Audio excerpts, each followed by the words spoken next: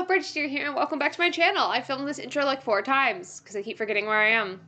But yeah, welcome back to another book review, commentary, whatever it is.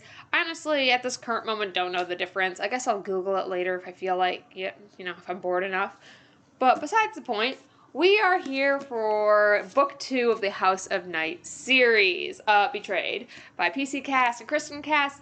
If you already watched my first one, then you know who the authors are already. I mean, go watch the first one, because I don't really recap a lot of this. I'll try not to, because people have already had to sit through it. And this book is mostly a recap, and I had to sit through it myself, and it was boring as hell. So, you know what?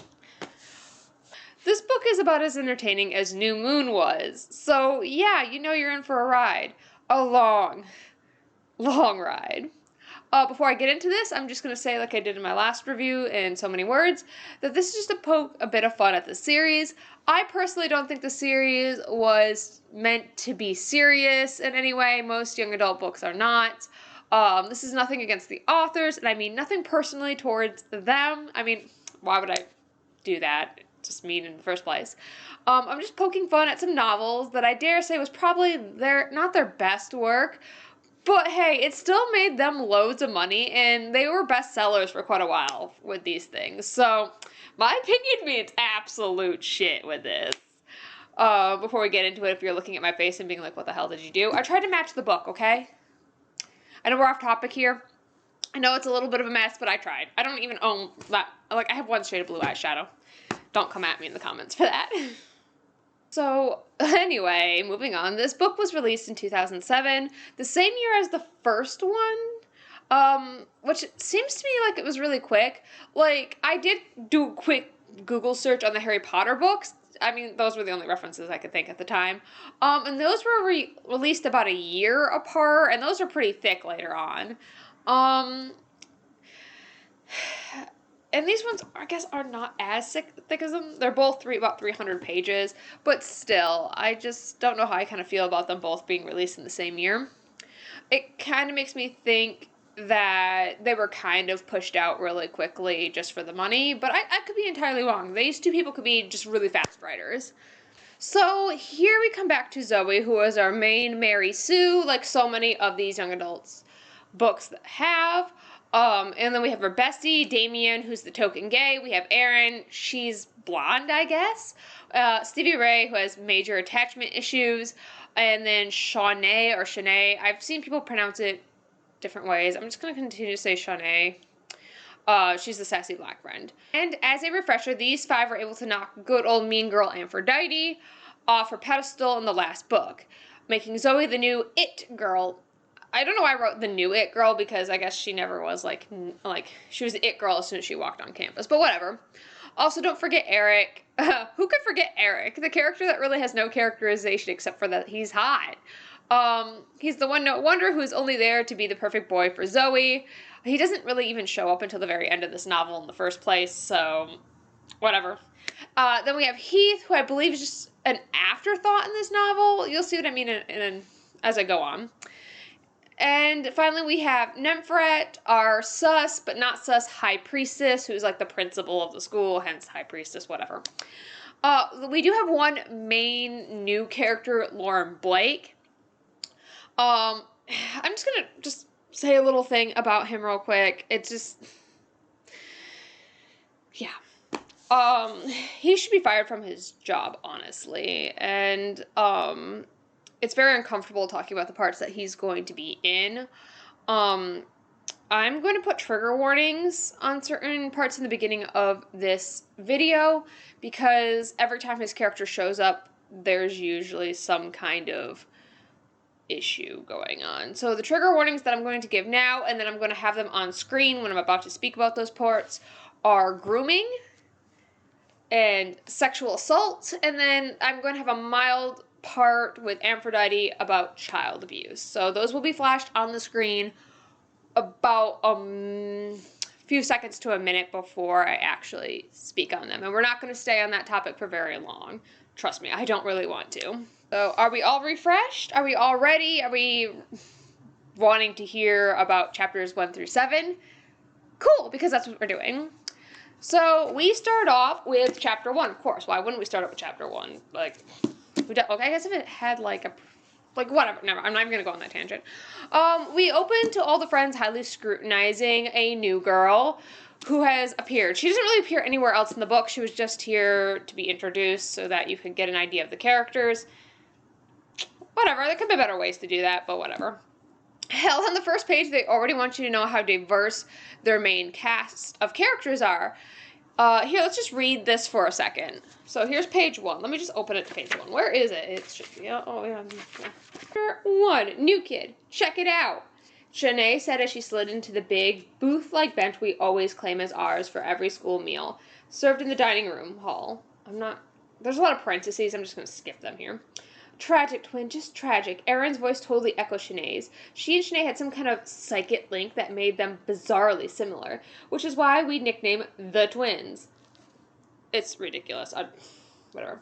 Even though Shanae's a cafe latte colored Jamaican American from Connecticut, and Erin is a blonde-haired, blue-eyed white girl from Oklahoma. I feel like this twin thing is just so that they could put in that Shanae is black, honestly. Whatever. We're back into it. Thankfully, she's Sarah Freebird's roommate. You never really get to meet Sarah at all. Damien nodded toward the petite girl with serious black hair, blah, blah, blah, blah, blah. Clearly, her fashion sense is better than Sarah's, despite the sense of being marked and changing schools. Maybe she'll be able to help Sarah out with her unfortunate, ugly shoe prosperity. Damien, Shanae said, again, you are getting on my damn last nerve with your unending vocab bullshit. Erin finished for her. Damien sniffed, looking offended and superior and gayer than he usually looked, even though he is definitely gay. Because you can't forget that we have a gay character in this novel, guys. Look how progressive we are. Anyway, yeah, we're not going to read the rest of that. It's just introducing character by character. The only character that didn't get much to say is Stevie Ray, who's just from Oklahoma. And has a stereotypical southern twang. You don't miss much there. Also, I don't want to continue on page 2 because Stevie Ray drops the R slur. They do that quite frequently in the first book and a few times in this book too. If you don't know what it is, sweet innocent child. So yeah, I'm not even going to try to trip up and accidentally say it on camera because I don't need that crap. But yeah, again, this is 2007 when that was more okay to say, and I'm air quoting obviously because it wasn't okay. We all know the thing. But yeah, I just don't understand why that just wasn't edited out because like it still was a slur. I'm not even going to get into it right now. There's so much more to get into than just that right now. So yeah, these are our main heroes' besties. This is how they're introduced almost in every single book if I remember correctly. So we got a lot of exposition from the last novel that's just rewritten into this, which of course, since it's the second book, you're going to expect that. Well, I'm going to have to spoil it now. Most of this book, if not like 50% of it, is just exposition from the last novel. I know. I don't understand either. Zoe's special is the exposition, essentially. She has a filled-in mark with these little add-ons never seen before as a recap. Vampires have crescent moons. The fledglings all have an outline. Mid-tier, almost adult, maturing vampires have it colored in. And the adult vampires have it colored in and they have these little like patterns that go around their eyes and their face and whatever. Zoe, of course, she's so special. She has the adult vampire markings on her face. She also has never been seen before markings that are on her shoulders. I think I said back last review. She does not have them on her back. She just has them on her shoulders. Maybe I made that mistake. I thought I did.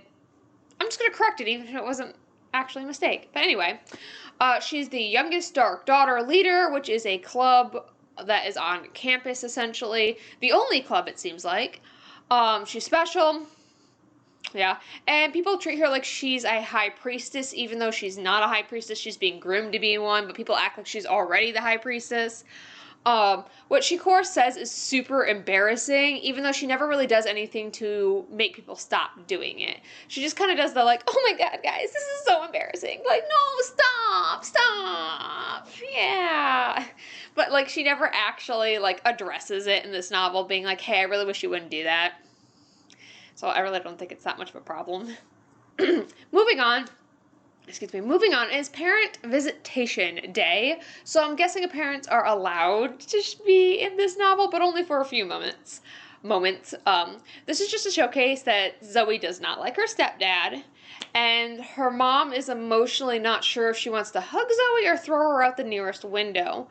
I don't think I really said much about it. It sounded like I took the parent side a lot in the last review. I kind of did.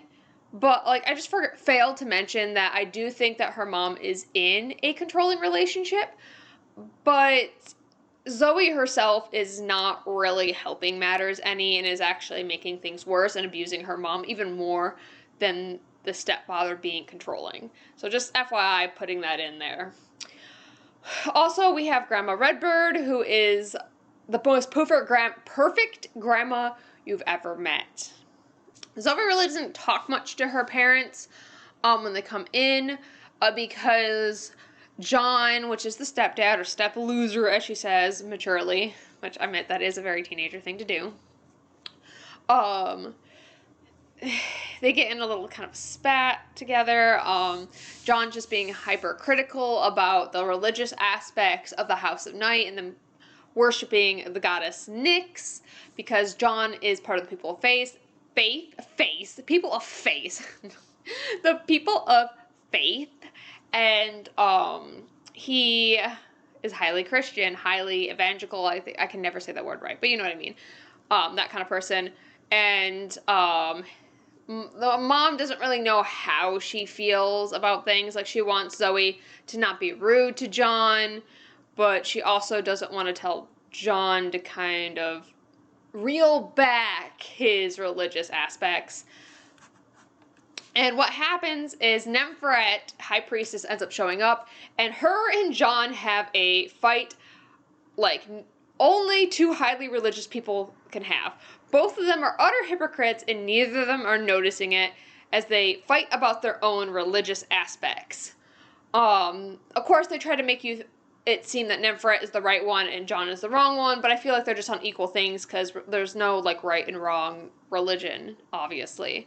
This has Zoe's parents banned from the House of Night. Nepheret kind of gives him the choice that either he can shut his face or leave and never see Zoe again, which I don't think is fair technically to Zoe. Like, let's say she was on a speaking terms with her parents and actually really good with her parents.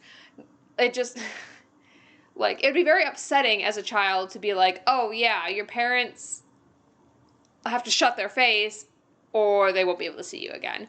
And Nepheret was the one who also kind of goaded this, like, religion thing. She could have just not interacted and just let it be. It's like she's never met somebody who has another religion than her that comes into the building. Like, whatever. They're all being disrespectful, essentially, is what I'm trying to say. So yeah, Zoe's parents are banned. They choose to walk out. Zoe's mom's kind of conflicted about it, but in the end, she does go with her husband, which is probably not the best decision. But again, Zoe was also not being very warm to her, not really even giving her a chance. I'm kind of hoping in the books they kind of clear that up a little bit. But that's not this book. Okay, my formatting got a little weird in my script, so. Also, yes, I'm reading a script, so if you see me looking up and down, that's what it is. Also, there's just this note here saying that this chapter is 15 pages long. It's one of the longest chapters in the book. And I pulled out 11 times someone called Zoe special, referenced that she was special in some way, or even made a comment on her specialness. So you know we're in for a banger for this one, guys. I can't believe I actually, like, paid attention to that. I think I actually was counting. Yeah, I did count. I said there's 11 times. Duh, I was counting. Hi, I'm Bridget, and I can't get my shit together, even when I have a script. Hi. Okay, so here we are going to chapter 2, and this is when I have to give my first trigger warning for child abuse. So, yeah, I'll try to put some type of thing on the screen when it's over, so you don't accidentally click back in. It's going to be relatively short, but it is going to be a good portion of this chapter that I will be talking about. So, yeah. We enter into an ugly scene between Aphrodite and her parents, essentially. So, Zoe goes outside, obviously, but, like, she goes outside. and she happens to be just clearing her mind after what just happened inside with her parents, and she happens to hear a conversation going on, a loud conversation. She notices it's Aphrodite and her parents, and instead of walking away, she hides in a bush. So I have a, little segment to read out of the novel real quick. You're one disappointment after another, Aphrodite. I froze. Aphrodite? It was bad enough that you were getting marked. I keep screwing up on this line. I'm not going to retake it. I'm just going to say it and just admit to screwing up the line. It was bad enough that your getting marked meant that you couldn't go to Chartham Hall? FYI, I have dyslexia, and this is really hard for me, but I'm trying to practice with it, so. Yay. Hall, especially after everything I did to be sure you were accepted, said a woman in a brittle, cold voice. Mother, I know, I said I was sorry. Okay, I should leave. I should turn around and walk away quickly and quietly out of the courtyard. Aphrodite was probably my least favorite person at school. Actually, Aphrodite was probably my least favorite person anywhere, but purposefully listening in on what was clearly an ugly scene with her parents was just wrong. Well, duh. So go, leave, right? Leave? No. So I tiptoed a few feet off the path where I could hide more easily behind a big oriental bush and have a decent view of what was going on. Literally just being like, I should leave, this is bad. And the next sentence is just like, I'm gonna hide in this bush, yeah. Screw it if it's wrong or not. I'm the main character and I have no consequences. Anyway, moving on, Aphrodite was sitting on a stone bench closest to the fountain. Her parents were standing in front of her. While her mom was standing, her dad was pacing. And this is just going on saying how pretty they are, and their mom reminding them that, your dad has influence and power because he's the mayor of Tulsa, and, yeah. We get into her mom saying, spinning a decent slant on the fact that you're here instead of on the East Coast preparing for Harvard was difficult enough, but we consoled ourselves with the fact that vampires can attain money and power and success, and we expected you to excel in this. She paused and grimaced distastefully. Rather unusual venue, and now we hear that you're no longer the leader of the Dark Daughters and have been ejected from High Priestess training, which makes you no different than any other riffraff at this wretched school. Aphrodite's mother hesitated, as if she needed to calm herself before continuing. When she spoke again, I had to strain to hear her hissing whisper, Your behavior is unacceptable. As usual, you disappoint us, her father repeated. You already said that, Dad, Aphrodite said, sounding like her usual smart-ass self. Like a striking stake, her mom slapped Aphrodite across her face so hard that the crack of skin against skin made me jump and wince. And, yeah, we're just going to stop there. The scene keeps getting heavier and heavier with Aphrodite's parents saying that they made it so Aphrodite was not going to be transferred because Aphrodite was originally going to be transferred after the last book because Nephra just didn't want to deal with her and her bad behavior anymore. Of course, her parents had to step in, and they continued to tell her that she needed to get the Dark Daughters back and all this power back. Aphrodite actually admits that she did wrong last book. Even mentions that it is not the right. She even mentions that she is not the right fit for the Dark Daughters, and she kind of knew that going into it. She even gives Zoe a bit of an ego trip because she says Zoe is stronger than her, which, power-wise, yes. I don't really know the other aspects of their character, though. Essentially, her parents tell her that they want her to fuck with Zoe and get her kicked out, like, spread some rumors, lies, whatever she needs to do to get Zoe kicked out of the Dark Daughters and the High Priestess thing so Aphrodite can have it back. They also admit to telling Aphrodite that she was supposed to keep her vision secret. So you remember that long rant I had in the last book about, how it was hearsay about Aphrodite keeping her vision secret? Well, it turns out that was half true because her parents kind of allude to the fact that Aphrodite wasn't quite doing that necessarily, and that Aphrodite was actually conflicted about doing that as well. So, see, she wasn't an evil, wretched hag who wanted everyone to die. I knew I was at least partially right there, huh? The thing that I have also written is a long rant paragraph here, so hold with me. Zoe, in this moment, thinks that her parents are just as bad, if not worse, than Aphrodite's in this moment. This really pisses me off. Zoe's parents have just ragged on her for being a self-absorbed teen, and that she doesn't respect those in her house. Well, Aphrodite's parents have physically, mentally, and verbally abused her, and Zoe has just watched that. They watched her treat her like she wasn't a real human being. Even when Zoe tells her friends about how bad Aphrodite's home life is later on in the book, her friends just shrug it off and say, well, you have bad parents too, and you didn't turn out like a bitch. What the hell is this exactly? And Zoe agrees with this sentiment. She even brings it up, I'll even talk about it a little later, that she also brings up that her parents, she had bad parents too to Aphrodite, and Aphrodite's like, are you freaking kidding me type of thing, and Zoe just gets bent out of shape because she's like, well, I tried to reason with you. They're just not comparable. So we're going into chapter 3. I'm going to have another trigger warning. This is going to show up a little later in this chapter, so you don't have to skip right away. You just have to watch the screen somewhere, probably over here. This trigger warning is for grooming. So here we go. Obviously you'd think Zoe would keep her damn mouth shut about watching this very intimate scene between her parents and everything like that, but no, she runs straight to Stevie Ray and dumps it all. Which the main focus of this, like, verbal dumpage all over the place is how Aphrodite's parents want her to overthrow Zoe and not about the abuse that Zoe had witnessed. It's all about her all the time, apparently. Neither of them missed the chance to calling Aphrodite a hag in this section, and saying that she's still awful even if she is a manipulated and abused child. It's like the authors want to be like, things aren't what they seem to be, but we still want you to hate this character as a red herring.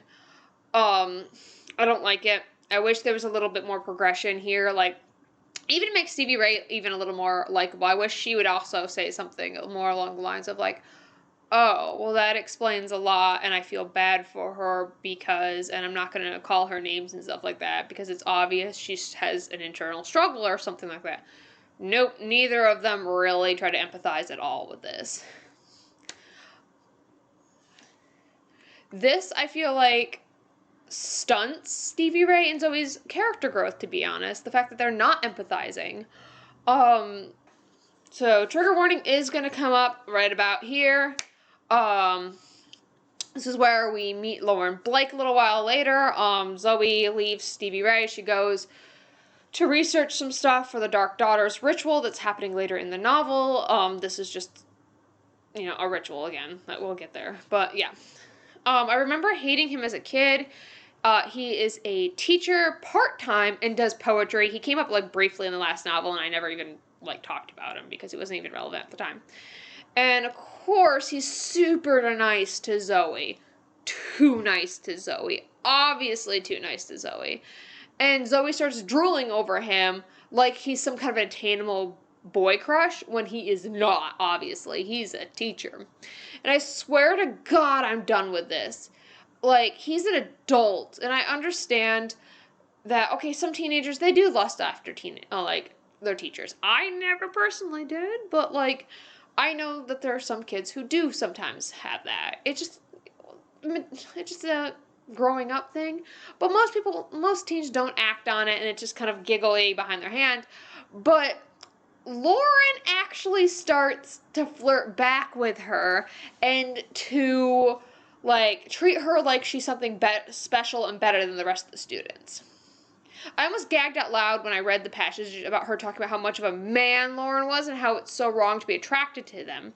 And it was just, like, kind of harped on over and over and over again. She's like, oh my God, he's so attractive, he's so attractive, he's so attractive, but so wrong, I can't touch him, but so attractive, so attractive. And at the same time, he's also overly familiar with Zoe while this is happening, so she's thinking about how attractive he is and how much she'd like to, like, kiss him or whatnot. And he's also being overly familiar with her, like, touching her hand and stuff like that. And doesn't discourage her crush. And obviously, it does hint that, say something along the lines of, adult vampires having intuition. So with her possibly continuing to think about her crush on him and how attractive he is, he's probably picking up on that, and it's insinuated that he's like he is, and he's not deterring any of this. I wish it would stop. I honestly wish. And I just, my only note here is, well, not only, I have a lot of notes, it's a lot long rant, but like, my thing for the cast team is, why are you writing this into your teen novel? This man is straight up grooming this 16-year-old girl, and I will not be reading any of these scenes as they appear because of this. It's not okay, and it gets worse in later books, trust me, it does.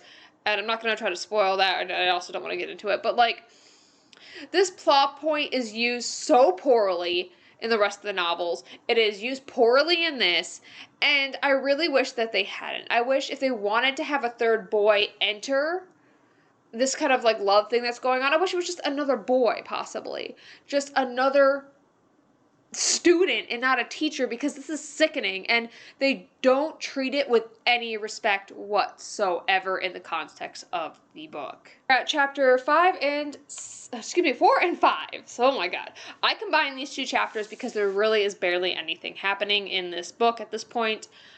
We had a large dump of stuff, and then there's just a gap where there's nothing happening. I'm going to say this right away, that this happens quite often in the book, and I combined a lot of chapters throughout this script. So sorry if it gets a little confusing at some points. But here we are, 4 and 5. All we get that's useful in these chapters is an interaction Zoe overhears between Nephret and Aphrodite. Yep, Zoe is eavesdropping again. So here we are, I'm going to read it real quick. But that's what I saw, Aphrodite's voice carried from the cracked door of Nephret's classroom. This jarred my thoughts and made me stop short. She sounded awful, totally upset and maybe even scared. If your sight is no better than that, then perhaps it's time you quit sharing what you see with others. Nephret's voice was ice, terrifying, cold, and hard. But Nephret, you asked. All I did was tell you what I saw. What was Aphrodite talking about? And oh, hell, could she have run to Nephret about seeing Lauren touch my face? Yeah. So this happened in the library. Lauren was like, ugh, and Aphrodite happened to see it and run out. So that's it. That's all you had to know. I looked around the deserted hall. I should get out of here, but no damn way I was going to leave if that hag was telling on me. There's a whole thing about her being self-centered. So we have, you know what I want you to do. Nephret's words were so filled with anger and power that I could feel them crawling across my skin. I want you to learn to not speak of things that are questionable. She drew the words out. Was she talking about gossiping about Lauren and me? I just wanted you to know. Aphrodite had started crying, and she choked her words between sobs. I thought there might be something you could do to stop it. Perhaps it would be wiser for you to think that because of your selfish actions in the past, Nyx is withholding her power from you because you are no longer in her favor, and that's what you are now seeing are false. And that what you are now seeing are false images. And she goes on and talks about how Nephret is being extremely aggressive, like completely unprofessional, like, excuse me, you're a high priestess, you're like a principal, why are you acting this way? None of these teachers act like they want to keep their jobs. I'm so confused by this. But yeah, okay, so you do remember that a few seconds ago I talked about how Nephret, read that Nephret was like, oh yeah, Aphrodite is losing her gift, her visions are wrong. This is reiterated throughout the rest of the book, even though the conflict of Aphrodite losing her power is fixed very, very, very quickly. So even though the rest of the novel will have people bring up the fact that Nephret said Aphrodite's visions are false, literally in the next chapter or two, Zoe finds out that that's not true. Aphrodite's visions are not false. There's no slow, I don't understand, they try to slow burn it, but they also don't slow burn at the same time. I don't understand the way that they did any of this. So here we are, chapter 6. 55 pages into this book. And we finally have our first main plot point going on here. I know. You thought the rest of it had a lot of relevancy on the book. It really doesn't. There is a student missing from the Union High School, which is the sister school to the Broken Arrow School that Zoe originally was going to when she was human. Hope that made sense. I don't know why we have to wait through all that nonsense to get to this point, but we do. You could, I don't know, skipped all the Lauren parts to get to the missing teenager angle of the novel quicker, because, again, this is what the whole, resolution in the end involves, is these missing kids. So, you could have hurried that up a little bit, just a little bit, I think, but whatever. Chapter 7, excuse me, my nose is really itchy. We got dinner with Nephret. How pleasant. This is setting up for a later scene, just to let y'all know. They talk about how Zoe is redoing the Dark Daughters ritual, rules, that kind of thing. Pretty much told every little detail of these Dark Daughter rituals and rules in this section. The weird thing is that when they were in the library with Lauren, she also told you these same rules, so it's just repetitive, as if teens can't retain that information, even though, spoiler alert, they can. Whatever. We get hammered over the head with the idea that Nephret does not like humans in this part, which was hammered over your head in the last book, too. Which, yeah, it's just a thing. Obviously, she's not evil because she hates humans or anything. I don't think so. We're just gonna go into part 2. We'll see how far I get before my camera dies at this point. So we have chapters 8 through 16, I believe. I think it's 8 through 16. Hold on, I'm just double checking. Yeah, it is. Because I know I really did not dissect the chapters very well in this book. Excuse me, my nose itches. The chapter 8 is super short for us. The only things I have noted is, well, the words ordered Moulin Rouge from Netflix made me feel ancient in this chapter. Because, you know, it used to be a streaming service. You used to go online and order the actual DVDs offline. Fun fact, my mom got banned from Netflix at that time because she kept returning either the wrong disc, which was our personal movies, forgetting to return them, or returning them and they were completely broken. Side note. Also, the missing kid is found dead in this chapter. He's found dead in the river, and another Union player goes missing at the same time. Essentially, you find out that the kid died from multiple bite wounds and lacerations that looked possibly like a vampire attack. So, ooh, nice to meet you, plot. Okay, so chapter 9. We also get a little more spicy here. By spicy, I just mean like as spicy as mayo, but whatever. We have a super interaction. There's no such thing as a super interaction. We have a super interesting interaction between Aphrodite and Zoe, our two favorite characters, huh? Essentially, Zoe catches Aphrodite having a vision about a bridge collapsing and her grandma drowning in the river below. And when I mean catches, Aphrodite actually kind of like seeks Zoe out for this, so it's not really catching, I guess, but whatever. Okay, so here we go. I just want you to listen to me so that you know that Nyx hasn't abandoned me. I want you to believe that my visions are still real. She stared into my eyes. Her voice was low and strained, and I want you to owe me. Someday you're going to be a powerful high priestess, more powerful than even Nephret. Someday I may need protection, and that's when you owing me will come in handy. I want to say that there was no way I could protect her from Nephret. Not now, maybe not ever, and I wouldn't want to. Aphrodite messed up, and I already witnessed how selfish and hateful she could be. I didn't want to owe her. I didn't want anything to do with her. I also didn't have a choice.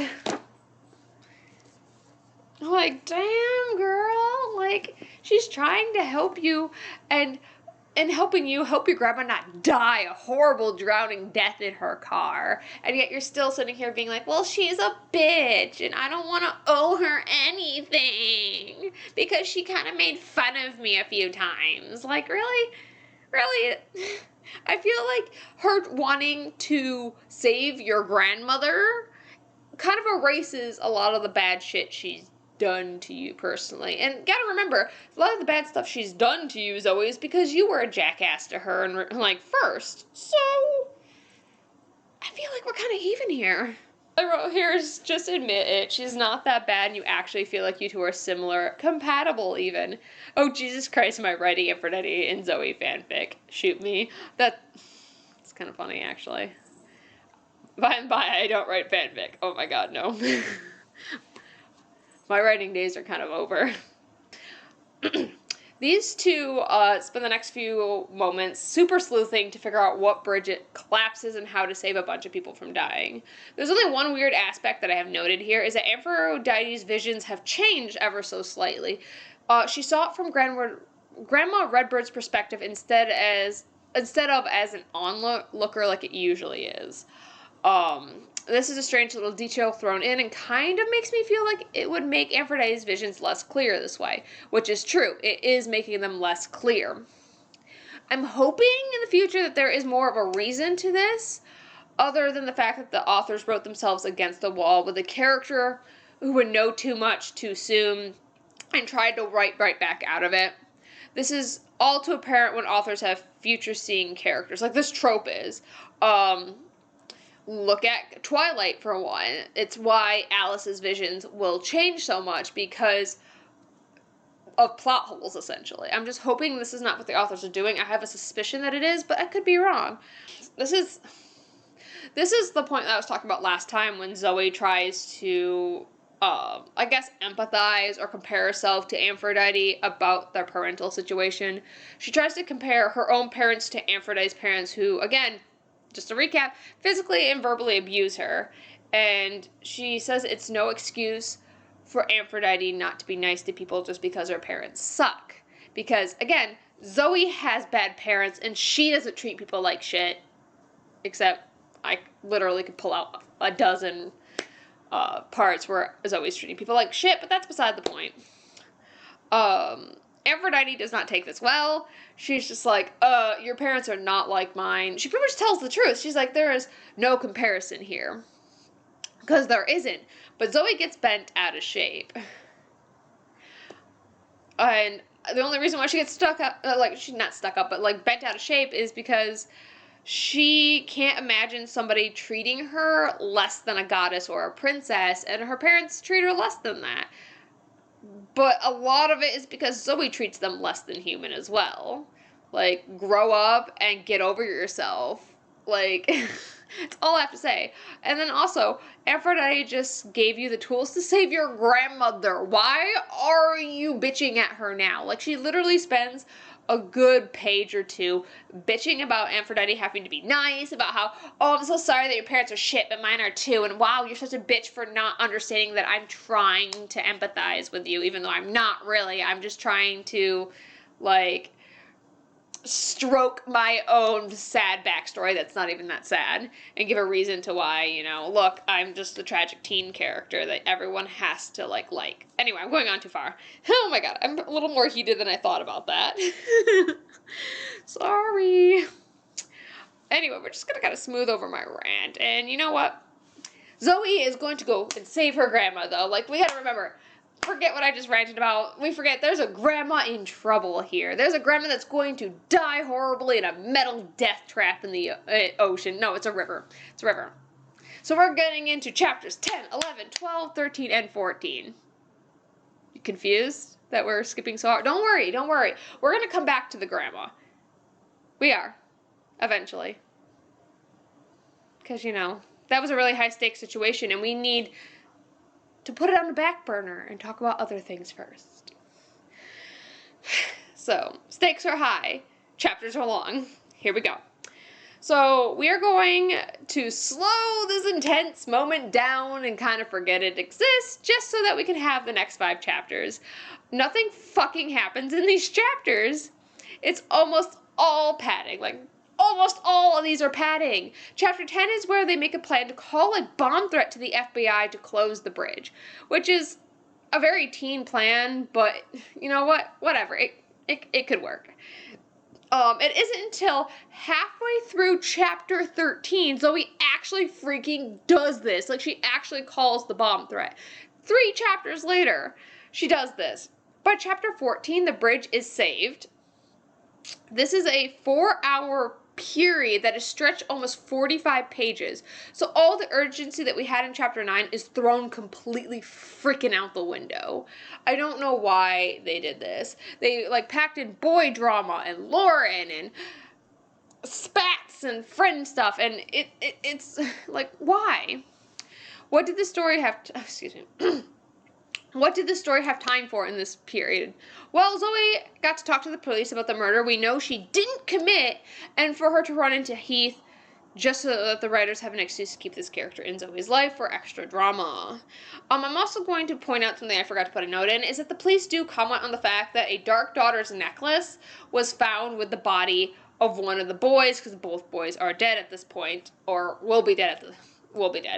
That necklace is never talked about again in this novel. There's no real explanation to why it's there. It's like someone's trying to set up Zoe, but it's kind of just like instantly. She never thinks about it again, and no, it's not Zoe's necklace. So there's no real explanation why there's two necklaces. She never even asks anybody about it. She's like, oh, the only other person who had a necklace like this was Aphrodite, but I have her necklace. And my cat is being weird over there. Yeah, the whole thing with Heath was stupid. They just meet up by accident because Zoe goes to the mall because she had time to go to the goddamn mall and shop for a sweater while her grandma's life hangs in the balance. Well, actually, she did call her grandma, so it wasn't her grandma's life that was in the balance. Her grandma was not going to leave the house that day. So, excuse me, I should say, well, like hundreds of other people that were on the bridge and died with her grandma in that vision, their lives are on the back burner right now. Like, I guess they don't matter that much. Zoe has to go relax at the store and make out with her ex-boyfriend first. Don't mind us. I added in that the Scooby Gang bullied Aphrodite for existing. There was some queer stereotyping in there, and you get a whole lot of nothing other than that. They also call Brokeback Mountain delicious. Yeah, there was enough time in this book to call Brokeback Mountain delicious. I don't think the authors have ever seen that movie before. Like, it's actually very, very sad. Like, I'm not even going to go in it. My queer soul wants to bitch about it, but I need to, like, suck it back in. We're already way through this book at this point. And other than, I don't know, some minor things, nothing really has happened for the plot of this book. We go to chapter 15. And finally, we conclude the issue with the bridge. Yes, it took 50 pages to conclude this issue with the bridge. That should have been a really, really quick thing. Like, if you kept it quick and fast-paced, it showed the sense of urgency there. When you draw it out 50 fucking pages, it makes it feel like it never really was that much of an issue in the first place. Just for an explanation of why the bridge collapses, there was a barge. The barge had a driver. The driver had a heart attack and would have hit the bridge if not for the phony bomb call that Zoe placed, which was not high on her priority list because I didn't mention this before, but she made that bomb call late. She was supposed to do it at a specific time, and she ended up calling late because she was too in the trenches with Heath making out in her car with him. Priorities. Hot damn priorities. But that's it. That's that conflict resolved, I guess. I don't know why it took this long to prove Aphrodite right, essentially. That's all it was for. That's all that was also, is to prove Aphrodite's visions were actually accurate and Nympha was lying. I'm exhausted. Also, I don't know why they cleared up the issue with Aphrodite's visions so quickly. It doesn't feel quickly, but it honestly is. I feel like they should have drawn it out and just not done this section of the book if they were going to, draw it out so long, add so much fluff in between and other shit we didn't give a fuck about. My head hurts from this. Moving on. Anyway, did you want more plot? Did you want to hear more about those Union high school players that ended up dead? Fuck you. Zoe legit uses the rest of this chapter to talk about boys. Excuse me. Not just talk about boys, but to spoon feed you information about the male characters that you already know and have read several times. Legit, the authors are just almost word for word retelling you about these characters as if they're new. Hello, this is the 5th or 6th time you've done this in this novel, and I wrote this in here because I was so mad at this point of rereading these same paragraphs with just slightly different wording. And, like, if you look in this book, like, let's see if I can just open a page and find it. Okay, right now, I just found about a speech. Lots of speech. But, like, there'll be, like, whole pages that are almost like this of just her talking about boys and retelling you shit you already know about these boys. I'm really heated about this. And also I'm mostly heated about this because Zoe is acting like Lauren, the teacher, is still somehow available to her when he's not. Zoe, clear up this plot line. Report him. Stop talking to him. Also, he's not even on campus at this point. So why are we still dealing with this? He is a pedophile. Move on. Then she's talking about Heath and all the crap with Heath. I'm sorry. Stop talking to Heath. He's obviously manipulating you. Because every time you see him, he ends up drawing blood and purposely making sexual advances. There's just sexual things that go on with him, and you're not fully consenting with that thing. Even though you're kind of the aggressor on there, you can't really control it because of your bloodlust. So essentially, he's kind of making you do things that you don't want to do with him. That's a red flag, honey. Leave. He's also not respecting your boundaries because you kept having to tell him beforehand to leave you alone, stop talking to you, blah, blah, blah, blah. He almost died because he couldn't listen to you in the last book. Dump his ass. You don't need a man who doesn't respect you, honey. Whatever. Anyway, last guy I'm going to bitch about is Eric. You should just break up with Eric because you've already cheated on him with Heath in your car. You already kind of cheated on him with Lauren with some of the more intimate things. She did not do anything sexual with Lauren, essentially, but she did get, like, almost partially naked with him. Just FYI. I skipped over that. I'm going to continue to pretend that didn't happen as well. But yeah, you kind of did that. So Eric does not deserve you and all the praise that he gives you. Dump his ass. Tell him you cheated on him. Come clean about your actions because you're a shitty person and don't deserve him. So I'm done ranting, I think, about boys. Oh, okay. No, I'm not. Actually, I just glanced at my script. I'm not. There's one more rant here, and it's over the fact that Lauren has left her a poem in a book he couldn't have known she would pick up in the library. But this is what makes Zoe finally slightly uneasy about his advances. She just kind of passes off the fact that, like, oh, this note's here because Lauren might have an intuition that I was going to pick this book up, and I call bullshit on that. And it's a poem that just kind of very too intimate. You shouldn't even give your fucking students poems unless it's their homework. Back off. She's not even your student, actually, by the way. She does not actually take any of his classes. Forgot to mention that. She's uneasy about it, not because it was an adult man leaving her a poem in a weird-ass book that he just happened to know she was going to pick up. It's because it talks about scarlet dreams, and she's worried Laura knows she drank blood the other day. Or earlier these happen within, like, a week, less than a week, so I don't really know what day it is. But yeah, be uneasy that the full-grown-ass man is interested in a 16-year-old. This is a problem. This is a problem. Be concerned with that. Not with the fact that, ooh, this vampire knows that I drank blood. Oh, no. Okay, we have chapter 16, the very last thing in this part, and I think after that I'm going to go take a rest because my brain cells are dying right now. And I'm not even having to reread this, I'm just talking about it. Also, if you've noticed that I haven't really read anything out of this book in a while, it's because I haven't found any passions just really worth reading to you right now, because it's really, like, no. Like, for example, hold on, yeah. Here, let me just move the bookmark so you can see how far we're in the book. This is how far we're in the book, and, yeah. Not a lot's happening right now, y'all. So, we get a snowstorm, actually, in this chapter. Oh my god, that Zoe is wandering through. Essentially, how she got in the snowstorm, they were setting up for the Dark Daughters rituals that's supposed to happen later on in this. Like, this is also something that they're, like, hyping up a lot in here. And whatever, it's just whatever. She sees a robed figure going in the opposite direction and decides to follow them. There's literally like whole paragraphs about her explaining vampire abilities that she's already explained, that we already knew, and it's just padding out this chapter, which is interesting since these chapters are like only 5 to 7 pages long. So it shows you how little story and content is in this book, to be honest.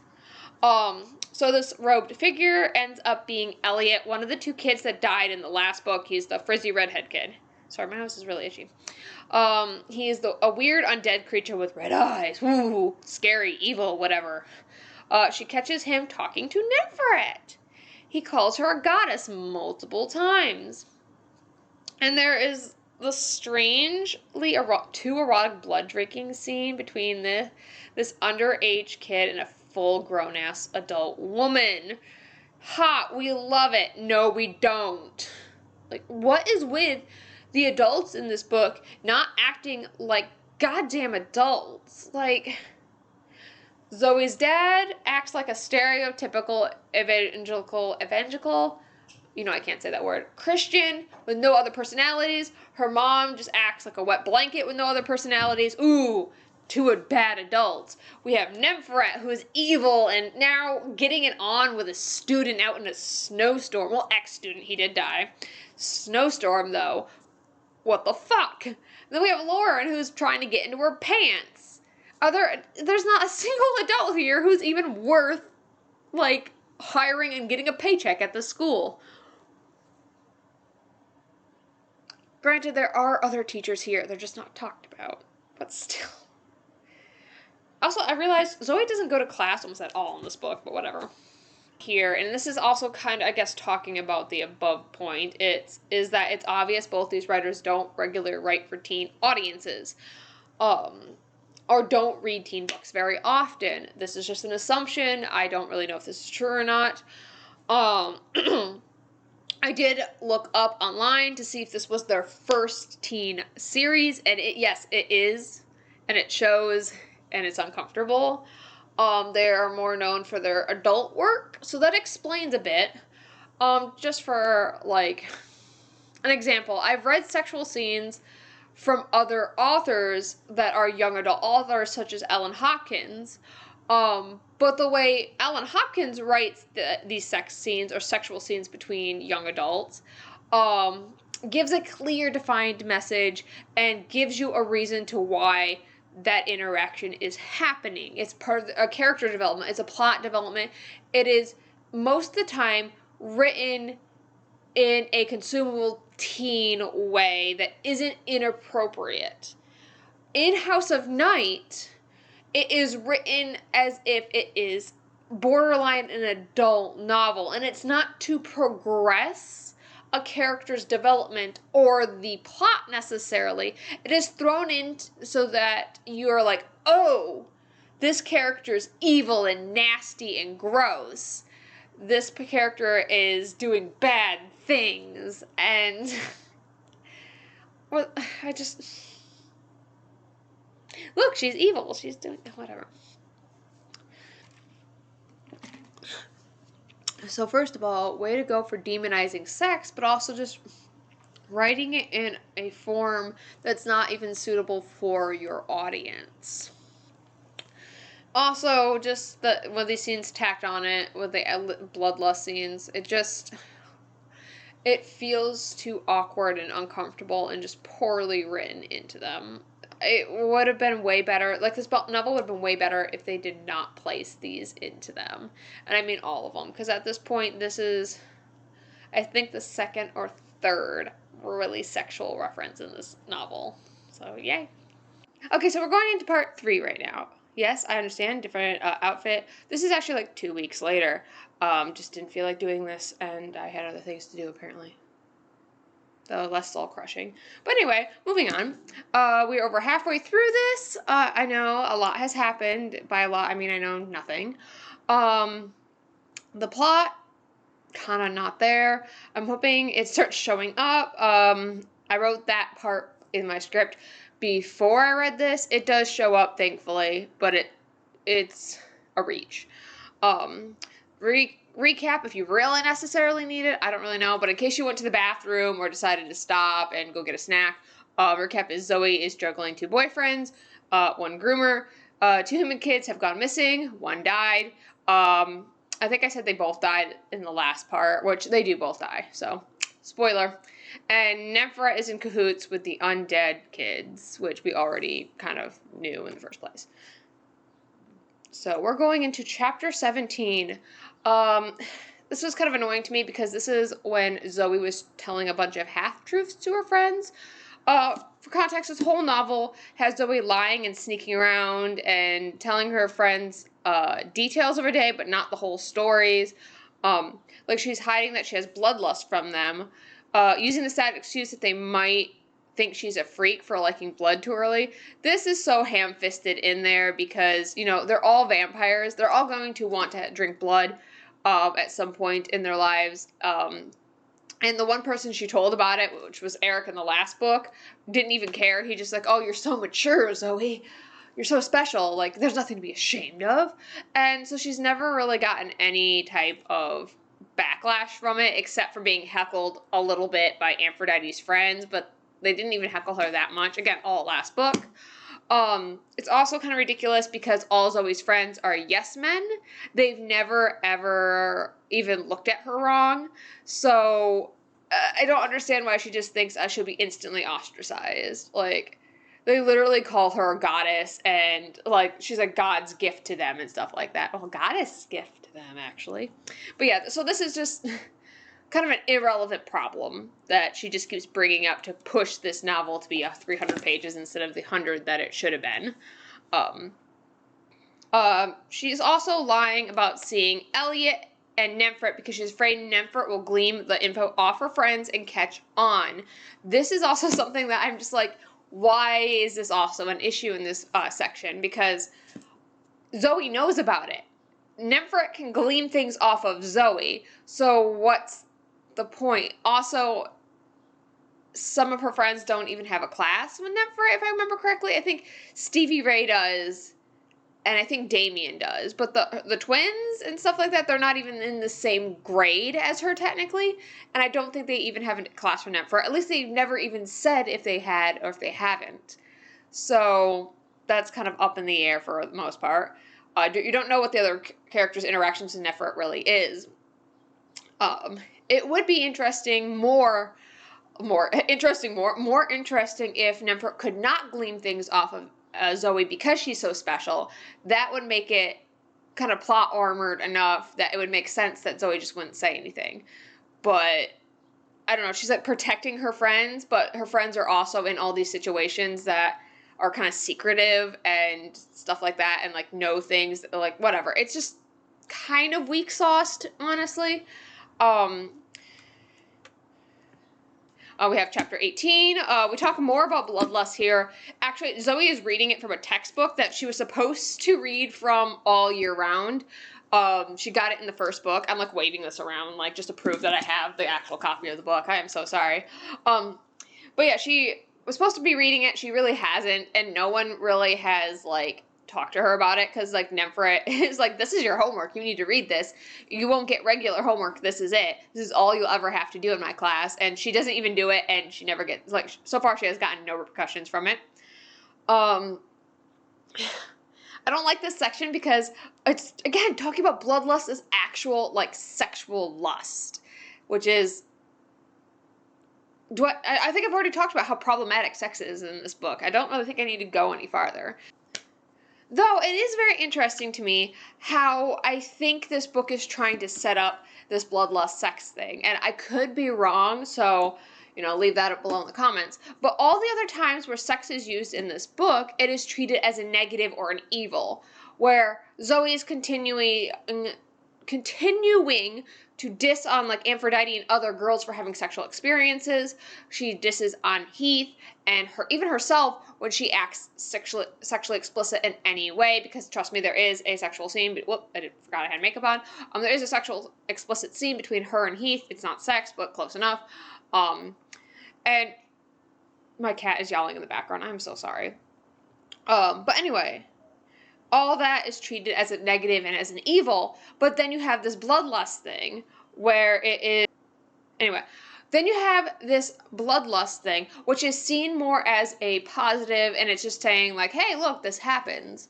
So I'm wondering if they're trying to make us associate sex is bad, and since bloodlust makes you want to have sex, that is also bad. I'm wondering if that's what they're trying to do. If that's the case, it's really like poorly written in there. Or it could be me just reading too much into a 2007 Vampire Twilight ripoff. So it's probably the second. And more notes on my bloodlust because I was really, really angry about this part. I always am. Eating should not bring about climax. End of story. Okay, it does say that in her text. Like when she's reading the textbook, which I'm not really going to read out because, again, even though I'm not monetized, I really don't want to have any issues with YouTube whatsoever because, but yeah, it pretty much says that, like, yeah, if you drink blood, you can get there. You can get there. Like, it should not happen. And I wrote, if humans were like this, we all would die due to the sheer amount of people who would finish and then choke to death on their pasta. So, I mean, that's a mental image for you. I realize why I have such a huge paragraph before this. This whole chapter is like hormonal crazed teenager wet dreams type of thing, and I'm quite literally meaning wet dreams. I almost vomited in this chapter, and I think it's not necessarily because I'm not 16 years old and reading this. I think it's mostly because I am, spoiler, a lesbian. So Zoe has imprinted on Heath because she sucked his blood. We all know that. I think I've reiterated that. I have no idea if I did or if I didn't because memory problems. So this gives her this imprinting type of relationship where she has like some powers over Heath. She can like call to him, flinging the book again. She can call to him. She can sense him. He can find her wherever. It's quite a few weird things. Bram Stoker. Is it Stoker or Stoker? I think it's Stoker. Type of vibes. Well, she finds out that she can see in a way. It's not really explained too well, but she can kind of see Heath anytime in her mind. And Heath can sense her when she does this. Not talked about a whole lot, but whatever. Fantasy book is fantasy. And of course, this night he's doing what teenage boys are known for. And I wrote hacking the sack. He's asleep and he like senses Zoe, and yeah, his hands are in his pants. And I'm like, oh, hot. Not hot. I am too gay to be here right now. I'm gonna leave. I just wrote, why? But yeah, anyway, he's awake, and she quickly, like, retreats out of his head, 'cause she's like, oh no, oh, that was so embarrassing. And he, like, instantly texts her as soon as she's, like, back into her own mental state. So that guy was over and done as quickly as possible, and then getting his grubby little hands all over his cell phone. So that doesn't make me feel like I want to wipe every electronic in my house with a washcloth. So there's that. And Zoe's having this conflict where he's talking about the fact that he starts texting her about the fact that she's supposed to meet Heath on Friday. Not cool, not good, she shouldn't be doing this. And she's like, oh, I shouldn't, but I want to see him because everything is what Zoe wants. So to continue this conflict and to keep Heath in this book, she actually just tells him, yes, I'm still going to meet you. Like, yay, that kind of thing. Spoiler, this is not good, obviously. And it made me feel like I'm banging my head against the wall because it's just like, obvious is obvious. Like, you shouldn't be talking to this man. It's very exhausting. Why do we keep ham-fisting Heath into this? Oh, that's right. You need to have some amount of conflict. Okay, so we're going to do a double chapter here. We have chapter 19 and 20 because I skipped a large portion in 19. Essentially, Eric is back. I don't know if I said it before, but I'll say it again if I already did. As a reminder, Eric was off at a monologue competition. He wins first place. No surprise there. And sorry for that noise. My cat is playing on a tree in the background. Rather that than him choosing evil and pulling all my cords out of my computer. But anyway, yeah, that's all he was doing. There's like a whole section where they're like reading monologues and stuff like that. Like, it's super boring. Eric buys her a pretty dress and she feels guilty because she technically has been cheating on him. And nothing really else happens. Nothing really else happens except, no, that's it. Actually, that's really it. Chapter 20 is when we're getting into the Dark Daughters ritual, which has been like sprinkled throughout this series that, oh, she's the leader of. I gotta go make my cat stop fighting, so hold on. The next chapter is the Dark Daughters ritual, which of course I already said Zoe is the leader of now. We found out that Zoe needs to have extra special friends, so the authors give her them. So this is when you find out that Stevie Ray, our country girl, gets the power of Earth. Shocker, right? Shanae, the sassy one, gets fire. Of course, because she can't have anything else. Erin, who's Erin again? I don't know, she's blonde. Who really cares about Erin? She's water. That's how my cats feel about this. And then we have Damien the gay, and he's air. I don't know how that is associated to gay, but that's what I wrote. It does... Can you stop back there? Anyway, Damien's power is seen as weird because of sexism. Because even though this book tries to be different and be super feministic and being like, oh, we're not raised. We are praising, I mean to say, a goddess, and our society is all about women in power. Nyx also is garbage because she doesn't really give men's, like, powers. I guess their power is they're strong. And my cat just unplugged my computer. Why are you guys like this? Anyway.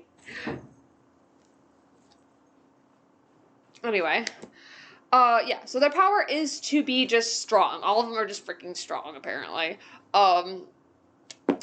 And Damien is, like, super, like, honestly, this chapter goes on for pages and pages. Like, there's, like, whole paragraphs of her, like, let's see if I can find them real quick. Like, I don't know if you can see it. There's this whole thing here. That's 2 pages. That's when I'm just talking to Damien, essentially. There's, like, 2 whole pages just to give Damien a freaking candle. And he's, like, super self-conscious about it. Because, like, what if I don't have powers because I have a penis? And, spoiler, like, it's no conflict because he instantly has powers. And we already kind of figured that out because he's part of the friend group and he needs to be special. Yeah. Also, actually, the part that's actually more interesting than her friends having powers is Nymphra actually comes in to speak to the Dark Daughters.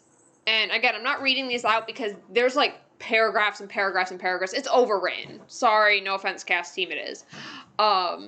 Nymphra actually comes in and she does a speech and she takes credit for all Zoe's ideas for the Dark Daughters, which really pisses Zoe off. And I actually agree with Zoe at this point. It is very frustrating and is very annoying. And of course Zoe doesn't say anything at the time of it, so, you know, whatever. So that does leave a conflict that's kind of buried that doesn't instantly get resolved. So that's actually really refreshing in this book. I wrote here that I bet there will be a bunch of dumbass excuses from Nefret later about why she did that, even though we know she is evil. I don't really know, because in this book, she doesn't really talk to Nefret much after this. So maybe in this 3rd book, that's my prediction, that maybe Nefret will have an excuse for it. But, actually, I think I vaguely remember her having an excuse, but we'll see. Honestly, we'll see. The whole Dark Daughters reform thing essentially was, no one can be a bully, and we're going to have a prefects system, essentially, that she took from another school idea, or idea from another school. We already read about this reform system 2 or 3 other times in this book, because apparently we're too stupid. Like, there was a time with Lauren, she told Lauren it, she told Nefret it, and then I think she kind of told a few of her friends, like, a little bit of, like, she told her friends about it, because they needed to know, because they were the initial prefects to it. Yeah, they're like, you know, she's like, well, I don't want to make this all about my friends, but makes it all about her friends. Because she only opens up one other slot for somebody that's outside her friend group, which she's saying it's like, oh, I just don't want this to be a clique. But she kind of just makes it a clique anyway, but that's beside the point. Oh, yeah, I did write that. Also in this chapter, I did skip 2 whole pages of them re-talking about the Dark Daughters info. I don't understand how this book has time for, like, all this repeated information. well, I do actually know why, because there's like 100 pages of actual story in here, and the rest of it's all reiteration because teens are stupid. Please don't actually take that out of context. I don't actually think teens are stupid, obviously. Actually, I'm kind of stupid for reading these books myself because I'm 27. But anyway, we have chapter 21, and I have a lot written here, I think, actually. I'm actually scrolling. Okay, we actually have 2 pretty intense chapters that I have a lot written on, so buckle up. We have Zoe still being pissed at Netflix for stealing her ideas, and she's thinking this. So we actually have a spot where I'm reading again. So apparently that's an idea I had still. So it's like the front page. Okay, anyway. It took forever to get everyone settled down and in place for the ritual to begin, especially because I couldn't show how I was really feeling, which was pissed. Shocker, Zoe can't actually showcase her many array of feelings. Anyway, not only would no one understand, of course no one's gonna understand. Sorry, I needed to stop. But also no one would believe what I was beginning to see, that there was something dark and wrong with Nephrit. This is kind of redundant because her friends will believe absolutely anything that comes out of her mouth, but whatever. It's not like we don't already know that. I should just shut up and read, shouldn't I? And why should anyone understand or believe me? I don't know, because you're a freaking goddess. I can't stop! I was, after all, just a kid. Yeah, No matter what Power 6 has given me, I was totally not in the same league with the High Priestess. Oh my god, you're being called the High Priestess through this entire thing, and I will not stop, apparently. Besides that, no one except me had witnessed the little puzzle pieces that were fitting together to create such a terrible picture. Aphrodite would understand me and believe me. I hated that thought was true. Okay, so, yeah. I'm so sorry if that was really annoying, me just cutting in and out of that, but I actually have reiterated this in my text, so I didn't have to be so, excitable about it. I guess not even excitable, but just, like, so, frustrated. Anyway... just to reiterate, in case you skipped me reading because you hate those parts, I do too, thankfully. Whatever, I don't know what words are. This whole inner monologue thing of, no one will believe me, I'm just a kid, obviously is a problematic thing because, of course, everyone would believe her, and, her friends are just yes men. Remember, everyone believes Zoe and treats her like a princess at all times. Lauren shows up. I hate to tell you that, but he does. And him and Zoe start flirting, obviously, in front of, like, a dozen students. Like, Nephrit has left, obviously, at this point. But, like, he's obviously flirting with her. And even Zoe's been like, oh my god, this is obvious. Is anyone paying attention? And her friends are all sitting like, I got a candle. I have powers. What are you doing? Oh, isn't Zoe lovely? In her sparkly dress. Yay. Like, they don't even notice.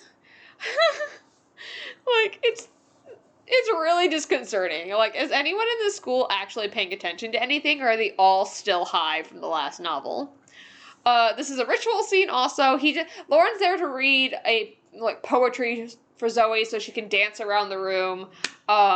This whole thing has been leading up to Zoe stressing about the ritual, and afraid that it's going to go wrong and it's not going to go perfect and she's going to vomit on stage or she's going to trip.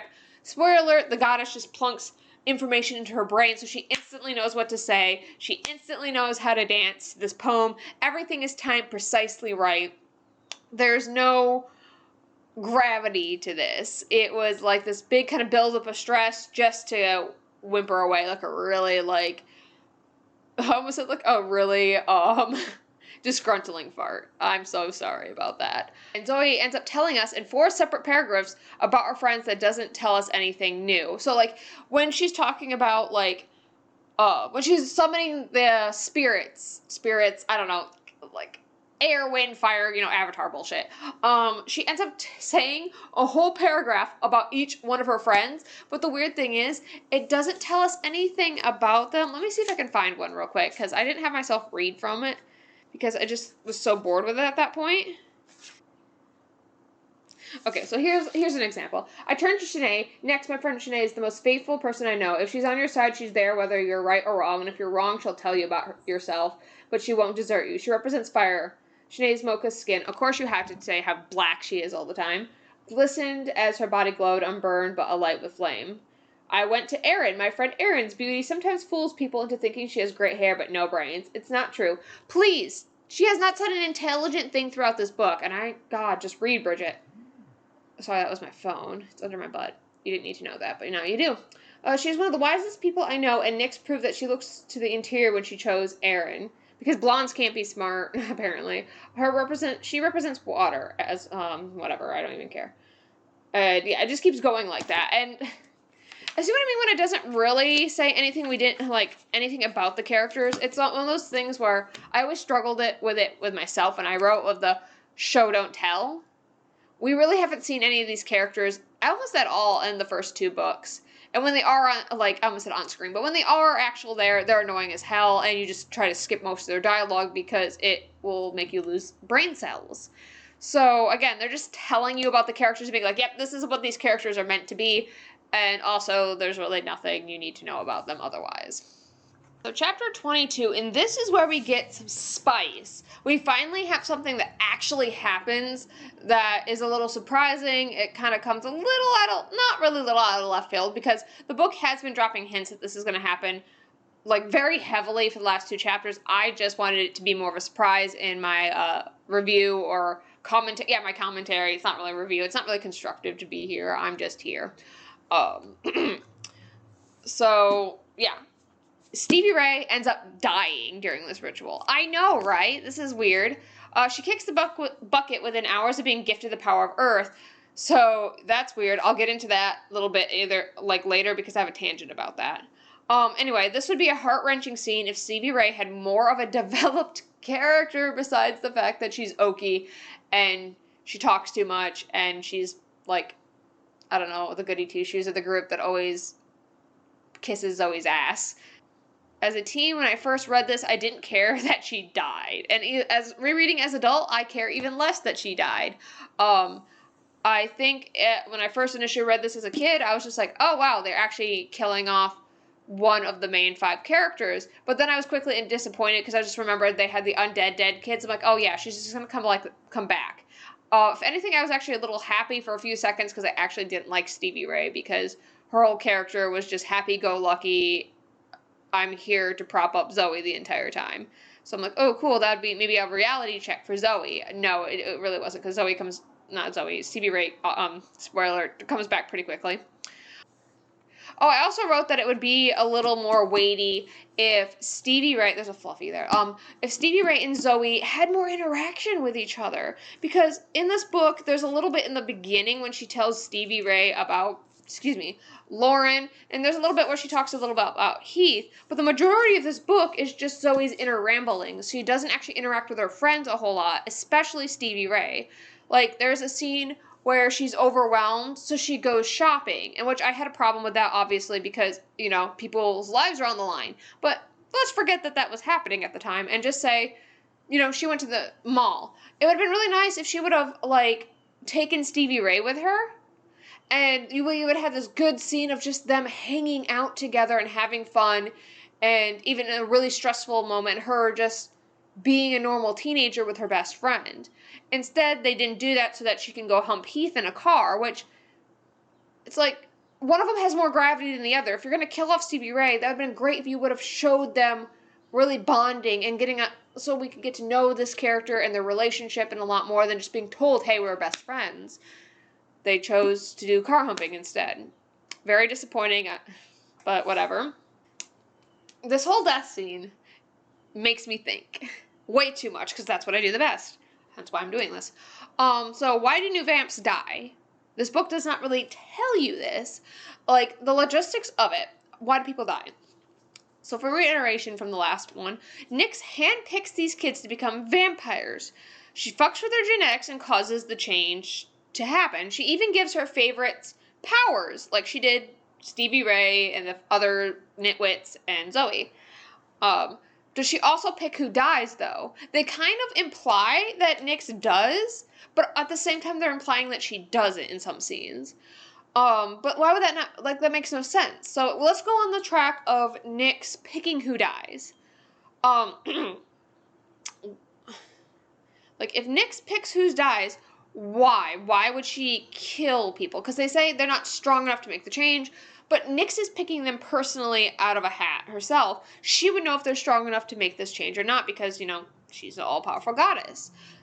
So how come she just deems him not strong halfway through and is like, you know what, actually, nix this. I hate this. You know, I didn't realize this person, you know, just wasn't mentally strong enough to deal with being a blood-sucking monster. But whatever.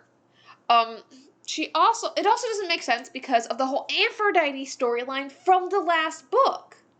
If Nyx chose who died, why didn't she kill Aphrodite herself? Why didn't she just be like, oops, you can't make the change? Because Aphrodite, oh my god. Aphrodite was causing so many problems and wasn't being a good leader and just showing that she just can't handle things. Why didn't Nyx just kill her? I mean, she already showcased that, you know, she's not the greatest person in the world, but whatever. And on the other side of things, if she doesn't pick who dies and it's out of Nyx's control, then it's a random biological chance. So wouldn't there be an exact reason to why? Wouldn't it be like scientific enough to be like, oh yeah, these kids die because they have a mutated gene that counteracts the Nyx's gene and they don't mesh together and they end up dying? Like, that would at least be a reason. It wouldn't be great reasoning, but it's a teen book. You don't need super scientific stuff. You just need a little bit of something, and that's it. So, to reiterate the point of these people just not being strong enough, what warrants is strong enough? Like, Elliot died, and they referenced the fact that he was fat. Which, fat phobia up the ass right there. Because, you know, vampires can't be fat. I'm like, oh, they can be whatever the fuck they want. Anyway, moving on from that. They referenced that he was fat and lazy. So that's why he probably died. They didn't really say why Elizabeth died, but that was the insinuation with Elliot. So, like, so is it physical strength or mental strength? I don't get it. They just use strength, which is too vague for at least me personally. Also, talking about strength, Stevie Ray was also gifted the Infinity for Earth, for rocks, for boulders, for, I don't know, trees. And she still dies anyway. So wouldn't that be considered strong, though? If she wasn't strong enough to wield this power for the fucking 11 minutes that she had it, why is she not strong enough to survive? Like, there's all these pieces don't mesh well. And again, like I said, all they had to do is write the bare bones, bare basics of why. They literally, like I said, could have just said, oh, it's a random biological chance that you'll die. There are some people that just happen to have the sequence in their genetics that will interact with this gene and cause them to die. That would work. That would not have me thinking, okay, so if Nyx is going to gift her, why she kill her then? What is point? There probably is an actual better point to this. And I honestly think it was to try to get an inside person to these undead kids. But again, plot hole, I want to say. Maybe it's not a plot hole. I don't really like saying plot hole, but like, anyway, I am like gonna lose my voice from talking about that because we have another rant. Yeah, this is like the third one from this chapter, and I just kinked a muscle in my arm. Oh my god, that hurts. Hello, EDS. How are you? We have a gem of a line that I freaking was gonna throw hands at. So, Stevie Ray is almost dead. She's on a stretcher. I don't even know. They don't even say where they are exactly. So Stevie Ray goes, would you tell my mama and dada that I love them? Which is kind of cute.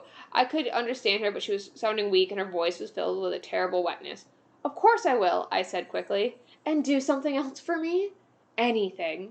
You don't really have a mama or a daddy, so would you tell my mama that you're their daughter now? I think I'd worry about them less if I know you all had each other. And they're crying and they're going, and I just really wish Stevie Ray didn't say daddy, because like that's a problem, but that's not my rant. Wondering, why do I hate the fact that Stevie Ray said this? Unless you already picked up what I was throwing down. We can recap on Zoe's parents. So I'm itching my nose a lot. We're going to recap on Zoe's parents. I'm also trying to tell my cat to stop playing with a box. Her stepdad, even though he is highly religious, has never treated her horribly poorly. Neglectfully, I would say, yeah, he does, kind of neglect her needs as a person a little bit, but not to the point I would say it was abuse. Just feels like a communication error and religious, like, divide between the two of them. Excuse me. Oh, I wrote he has been angry at her this whole, like, 2 novels for being rude and inconsiderate to everyone, which it has been completely true. She has done nothing but make him feel unwelcome in his own home, and she continually treats him like shit. My cat's causing us. Okay, then we have Zoe's mom, who I'm reading from the script, so sorry if I'm looking down. We have Zoe's mom, who is stuck between her husband and wanting her daughter to accept her and her life choices and wanting to be there for her daughter. Zoe constantly pushes her mother into taking sides between the two of them, even though sometimes there is no sides. Zoe just wants to cause a fit. And she puts up a sob fest when her mother doesn't choose her, even though Zoe has verbally abused her mother in all sorts of ways. This is from the last book. There is a scene where she's just reaming her mother for very little reasoning. And I'm like, you're wondering why she isn't choosing you, Zoe? First of all, she is in a kind of, not manipulative. I haven't seen things of it being manipulative, but like in a kind of subservient relationship. But she doesn't seem upset by it. And I feel like if Zoe was more understanding to the situation and more kind to her mother might be more willing to, like, do the same for her. But anyway, this is off the rant because this is not what we're actually talking about. Zoe does not have abusive parents, though. I would not call them abusive at all. They're just bad communication, and at worst, they're strict. Fuck off with this narrative that her parents are the worst things on earth. This rant is brought to you by my BPD, my childhood trauma. Thank you very much. But the thing is, though, is the 2 chapters that come after it, 23 and 24, I literally skimmed those, and there's not a lot that happens in them. So these 2 chapters are squished together. You might hear more noise from the background. I could stop and pull my cat out of the box he just descended into, but you know what? He's happy, so I'm going to let him have it. We enter these chapters with the rest of Zoe's friends, washing her grief away with their elements, all of them acting like they weren't that upset with Stevie Ray's death. They're so self-centered around Zoe that none of them are really grieving. Like, they're kind of crying a little bit, but they're like, oh, Zoe has it worse than us. We don't need any type of aids. We need to give them to her. All of them have known Stevie Ray longer than Zoe, but whatever. Honestly, Zoe's grief is well written. It's just sad that it feels disjointed to all the relationship things they talked about beforehand. And then we have a little spot where I'm reading you a little bit of my book. So Zoe's like, I don't think I ever could feel better, which is very teen of her and grievy. Erin's eyes filled with tears that spilled over and dripped down from her cheeks. Don't say that, Zoe. If you never feel better, then that means none of us will ever. You have to try, Zoe. Stevie Ray will be pissed if you didn't, Shanae said, sniffing through her tears. So everything does revolve around Zoe and her emotions, because, if Zoe doesn't stop grieving, none of them will stop grieving. But if Zoe stops like that, everyone will forget that Stevie Ray ever existed, apparently. It's kind of weird, though, because they're helping her grieve and stuff like that, but Zoe never returns the favor or whatsoever. Later on, they end up having a sleepover, I think. It might be the next chapter. Yeah, it is the next chapter. I'm getting a little ahead of myself. But they do have a sleepover, and they're like, oh, it's because we lost a friend and stuff like that. And we're in Zoe's room to make her feel better, because it was Stevie Ray's roomie. I mean, Zoe's roomie, whatever. I lost the story. There's not much story anyway. But yeah. They're all doing it for Zoe, not really for themselves. Their grief is just kind of ham-fisted in there, and it's whatever. Excuse me. We're going to go into chapter 25. These chapters are going to get better because we're in, as I said, the climax, and things are actually happening.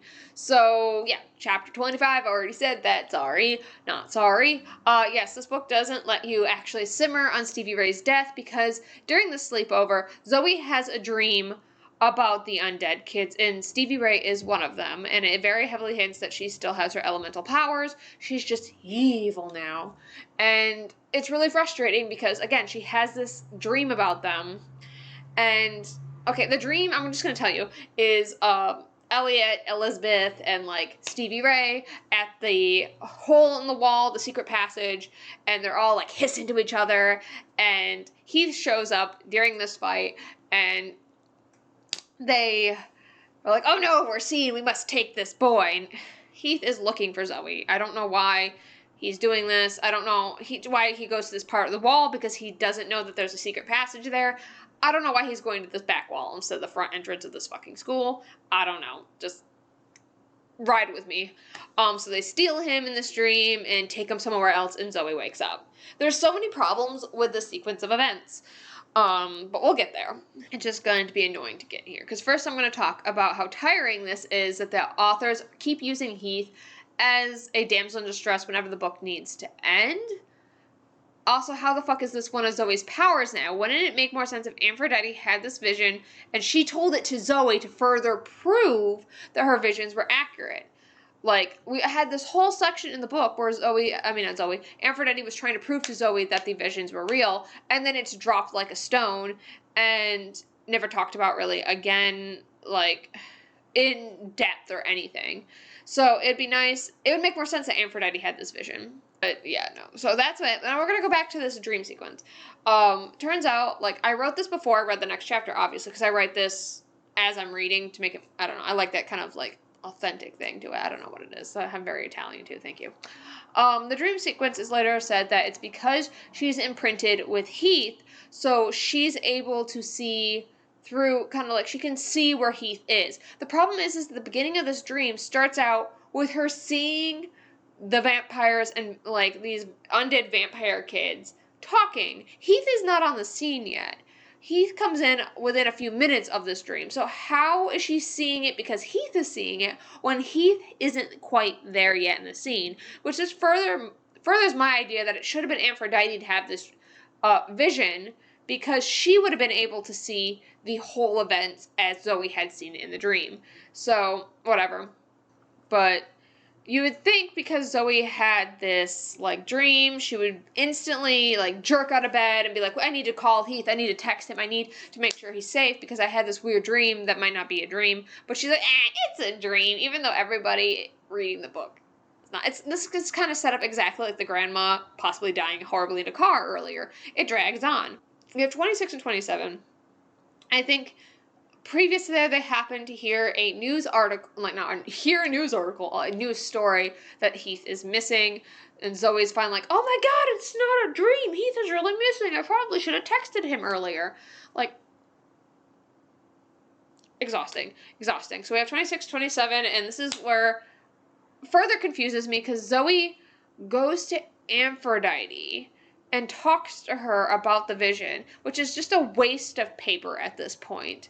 And I don't know why you had to do this. It was giving me a headache, honestly, with how much the story was being stretched as we come to the end. Aphrodite had given Zoe some advice earlier in the novel when Stevie Ray died, and Aphrodite gave Zoe a little thing to drink, and Aphrodite had whispered, don't drink it.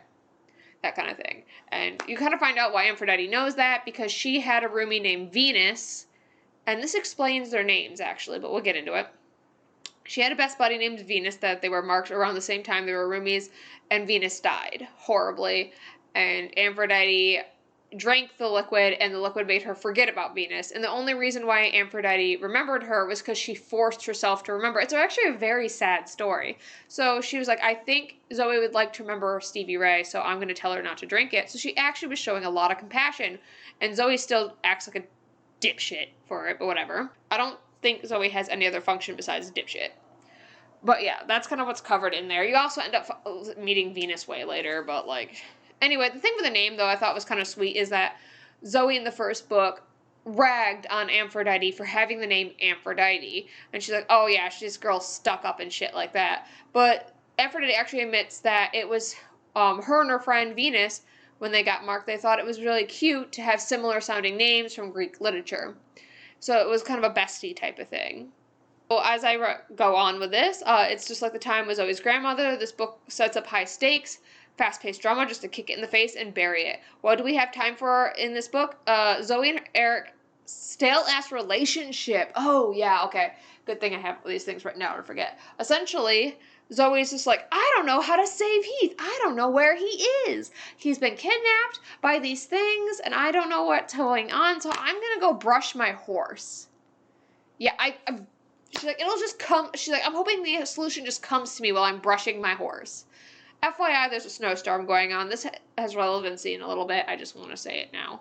But so they're walking through the snowstorm, having a chat very calmly, not about Heath being freaking in danger, but about their relationship. She kind of admits to cheating on him, and by kind of I meant she's like, well, I did see Heath. I have seen Heath.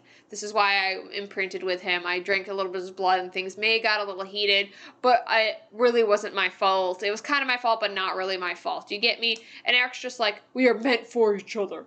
Because we are both vampires, baby. I don't know why that sounded kind of like Elvis at the end there. No apologies. But that's really it. He's a little disgruntled when he walks away about that, but he really isn't upset at all. So the novel's been building up about her cheating on Eric, and oh, Eric's gonna be so mad and break up with her, and Eric's just like, we're vampires, we're meant to be in the dark with each other. See ya, have fun brushing your horse while your ex-boyfriend's probably dead.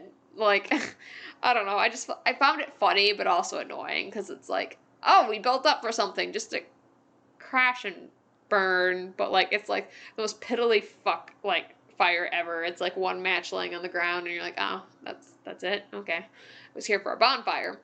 I don't know what I'm talking about. Anyway. You would think her brushing her horse would, not actually give her the answers to anything, but it does.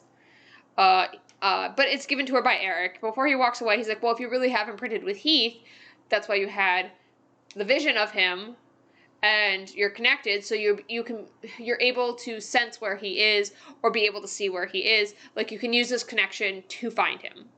Okay, so she finds Heath through the imprinting while she's brushing the horse. I have a pet peeve here. Even though Zoe's supposed to be inside Heath's head, she sees everything from her own personal point of view, not Heath's.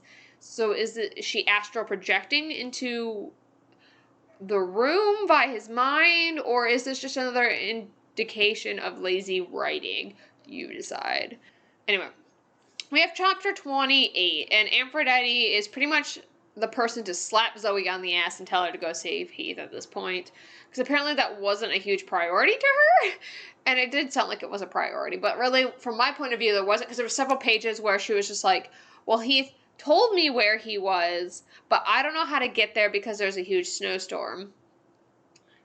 Now, here's a reiteration of what we're kind of seeing from the reading point of view. Zoe has literally a vision dream, watches the news, talks to the cops, and goes to brush her horse.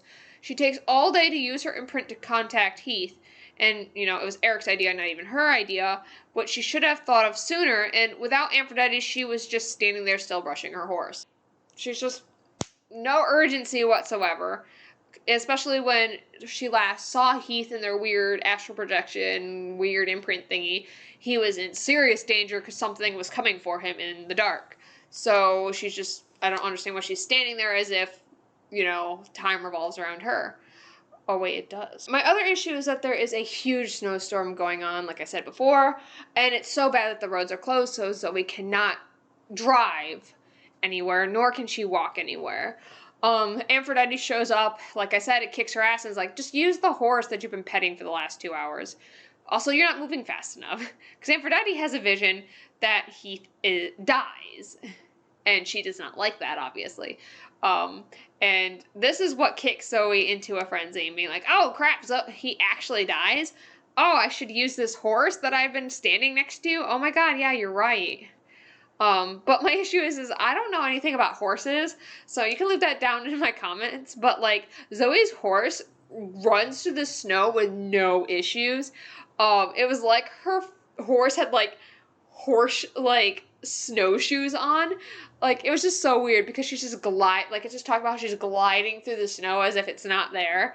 And I'm like, is this a magical motherfucking horse or something? I didn't know she owned, a fucking unicorn, but, it's Zoe, so maybe she does. Maybe the horse has special powers and I just don't know that yet. Ooh. Anyway, Zoe goes all alone to rescue Heath, because that's a great idea. Because she just claims she doesn't have the time to talk to her friends, because she wasted so much time doing other bullshit. And, oh, yeah, she's also very powerful. She pretty much states that she's so powerful she can handle this on her own. But she tells Aphrodite to tell her friends anyway to make a circle to back her up a little bit. at the house at night. It doesn't really put much relevance into anything. She legit stopped being a scared teen girl and turns into a superhero the instant she has to confront the undead kids when she gets there. So they're in a tunnel system that's below the city. She gets down there, she finds Heath. There's a stupid, I'll probably read it to you a little bit in a bit. But yeah, she sees the undead kids, and she's literally like a fucking superhero. Because why have her struggle for anything in this book? She's not even scared anymore. She's just more angry than scared. She literally ends up having a flame ball of fire. I love how I put a flame ball of fire in here. Like, what else is a flame ball made out of? And Bridget, now I'm critiquing, not critiquing, but I'm making fun of myself now. But yeah, she has like a flame ball in one hand. Tell me your OC is overpowered without telling me they're overpowering. Yeah, that was weird. Now, the funny thing is, you think that I would go chapter by chapter for this climax like I did beforehand, but that was exhausting because there wasn't a lot of climax in the climax, to be honest. There's a lot of frivolity fluff there. Same thing with this one. So we have chapter 29 and 30. We come to a screeching halt in our climax to tell some more info we already know. Ray isn't dead! Even though we knew that, because she was in the vision Zoe had that we, found out was actually a true vision. I don't understand. Did these two writers write these at different parts? Did like one write the vision and then one write this ending scene? Because like, and didn't talk to each other in between? Because something's not right here. But like, guess what now? She's evil! Oh, the drama. Honestly, she just is a character of evil, though. It's like, she's hissing and she has red eyes and she's like, I'm not the girl you used to know. Like, knock it off. It's been a few hours. Though, I didn't... I'll move on. I keep, like, over-padding this, I feel like, just like the book itself. But, like, my issue is also that this is happening within the next day after Stevie Ray died. So, Stevie Ray was supposed to, like, her parents were supposed to fly in and mourn her and, like, and stuff like that. Were they not allowed to take Stevie Ray's body back? Was this even enough time? Because this has been like 24 hours after she died. Less than 24 hours after she died. Because this vision happened the same night she died. So how are her parents able to come see the body? Like, because they made a comment that they need to make Stevie Ray presentable so her parents could see her to say their farewells. Why did her parents have time to do this before she got up and started walking around again? Like, I'm hoping it's explained. I feel like it's going to be funny when they do explain it, but maybe they don't. Maybe they just hope we never would notice that weird, like, timeline discrepancy. I'm supposed to be, like, reading, like, a lot. Like, just a small section of this, but I'm just going to read a good portion of this page so you get an idea of what I'm kind of talking about by this grinding to a halt. She hugs Stevie Ray. She didn't really react. She comes out saying, "Don't touch me again." She said, "Stevie Ray, is there someplace we can go to talk? I need to get Heath home, but I can come back and meet you. Or maybe you can come back to the school with me."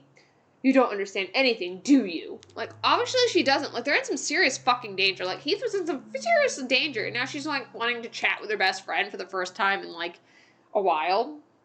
"I understand that something bad has happened to you, but you're still my friend, so we can go figure this out."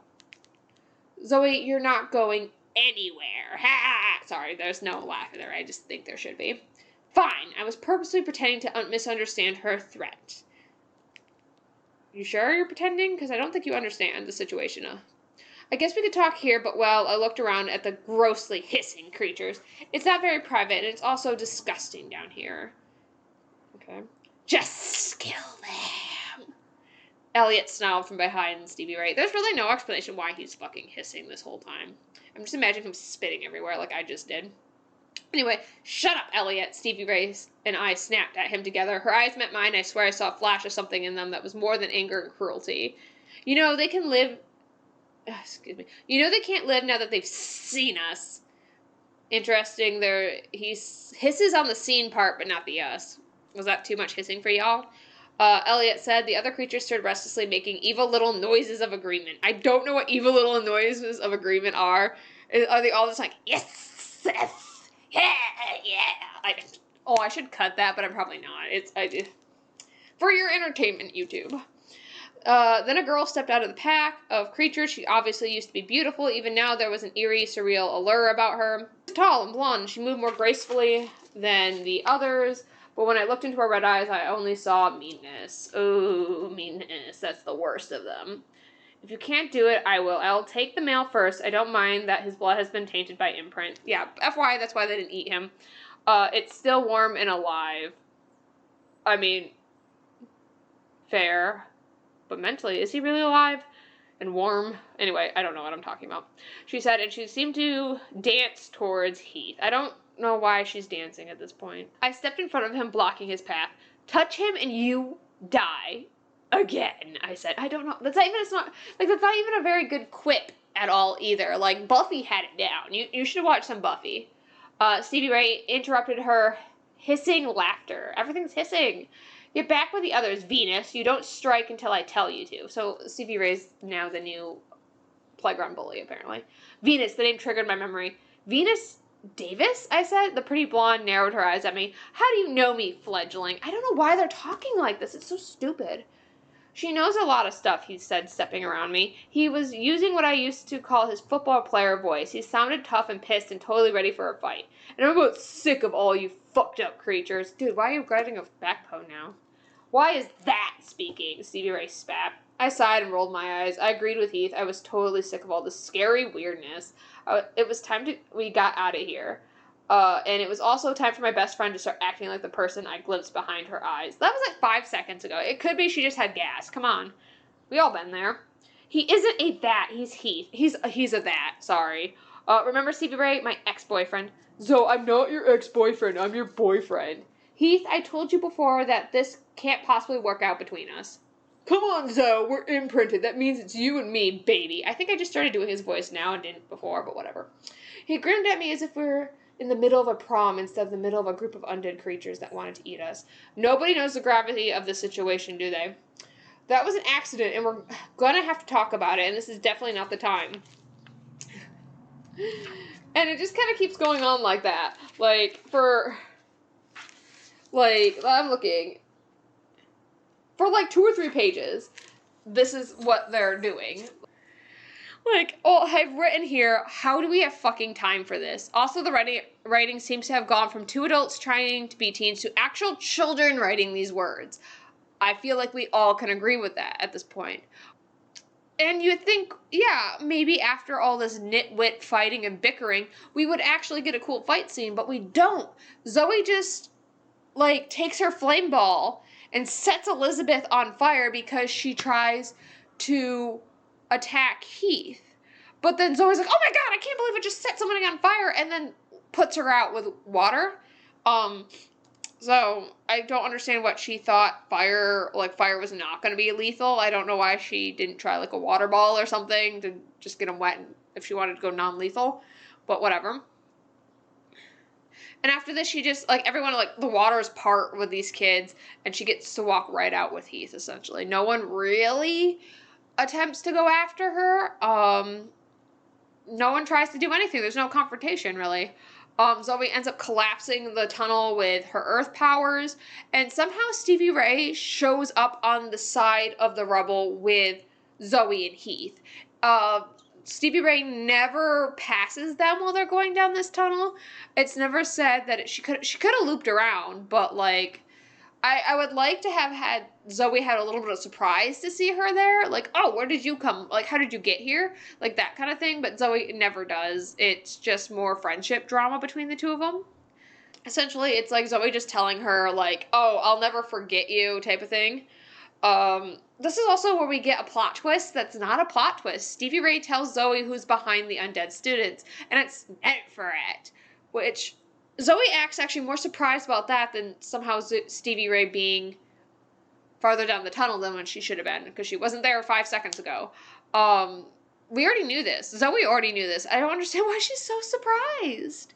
I did write that it would have been at least more surprising if it wasn't Netferet. It would have been interesting if she would have said that it was a Lauren, Or even Grandma Redbird or whatever. It'd been interesting if she would have given another name, or even a name that we didn't even know yet. That would have been more surprising, because then we would have been thinking, oh, it's Nemphret who did it, but then she'd be like, no, it's Lauren. And then you could have found out later on that it was Nemphret, but, you know, she had an accomplice and stuff like that kind of thing. So it would throw us off Nemphret's scent.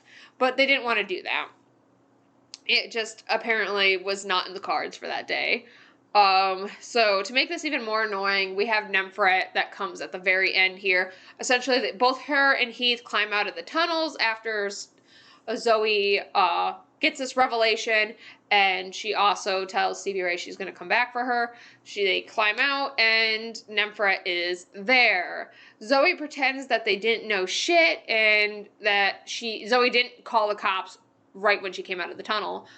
Zoe just pretends that she kind of emits the imprint that she found Heath because of the imprint, and that there was some crazy homeless people that attacked them, and that homeless people had taken Heath, like crazy homeless people had taken Heath, and she's trying to lie, but we already know that Nemphret knows when people are lying. So we have this segment where Nemphret wipes their memories. Yep. But the problem is we still have 2 chapters left. It'd be great if the book just ends right here. Like, with Nemphret wiping their memories, it does not end here. Like, it should, though, don't you think? Chapter 31, where Zoe gets picked up by the cops. Heath is put into an ambulance. Nemphret is no longer there.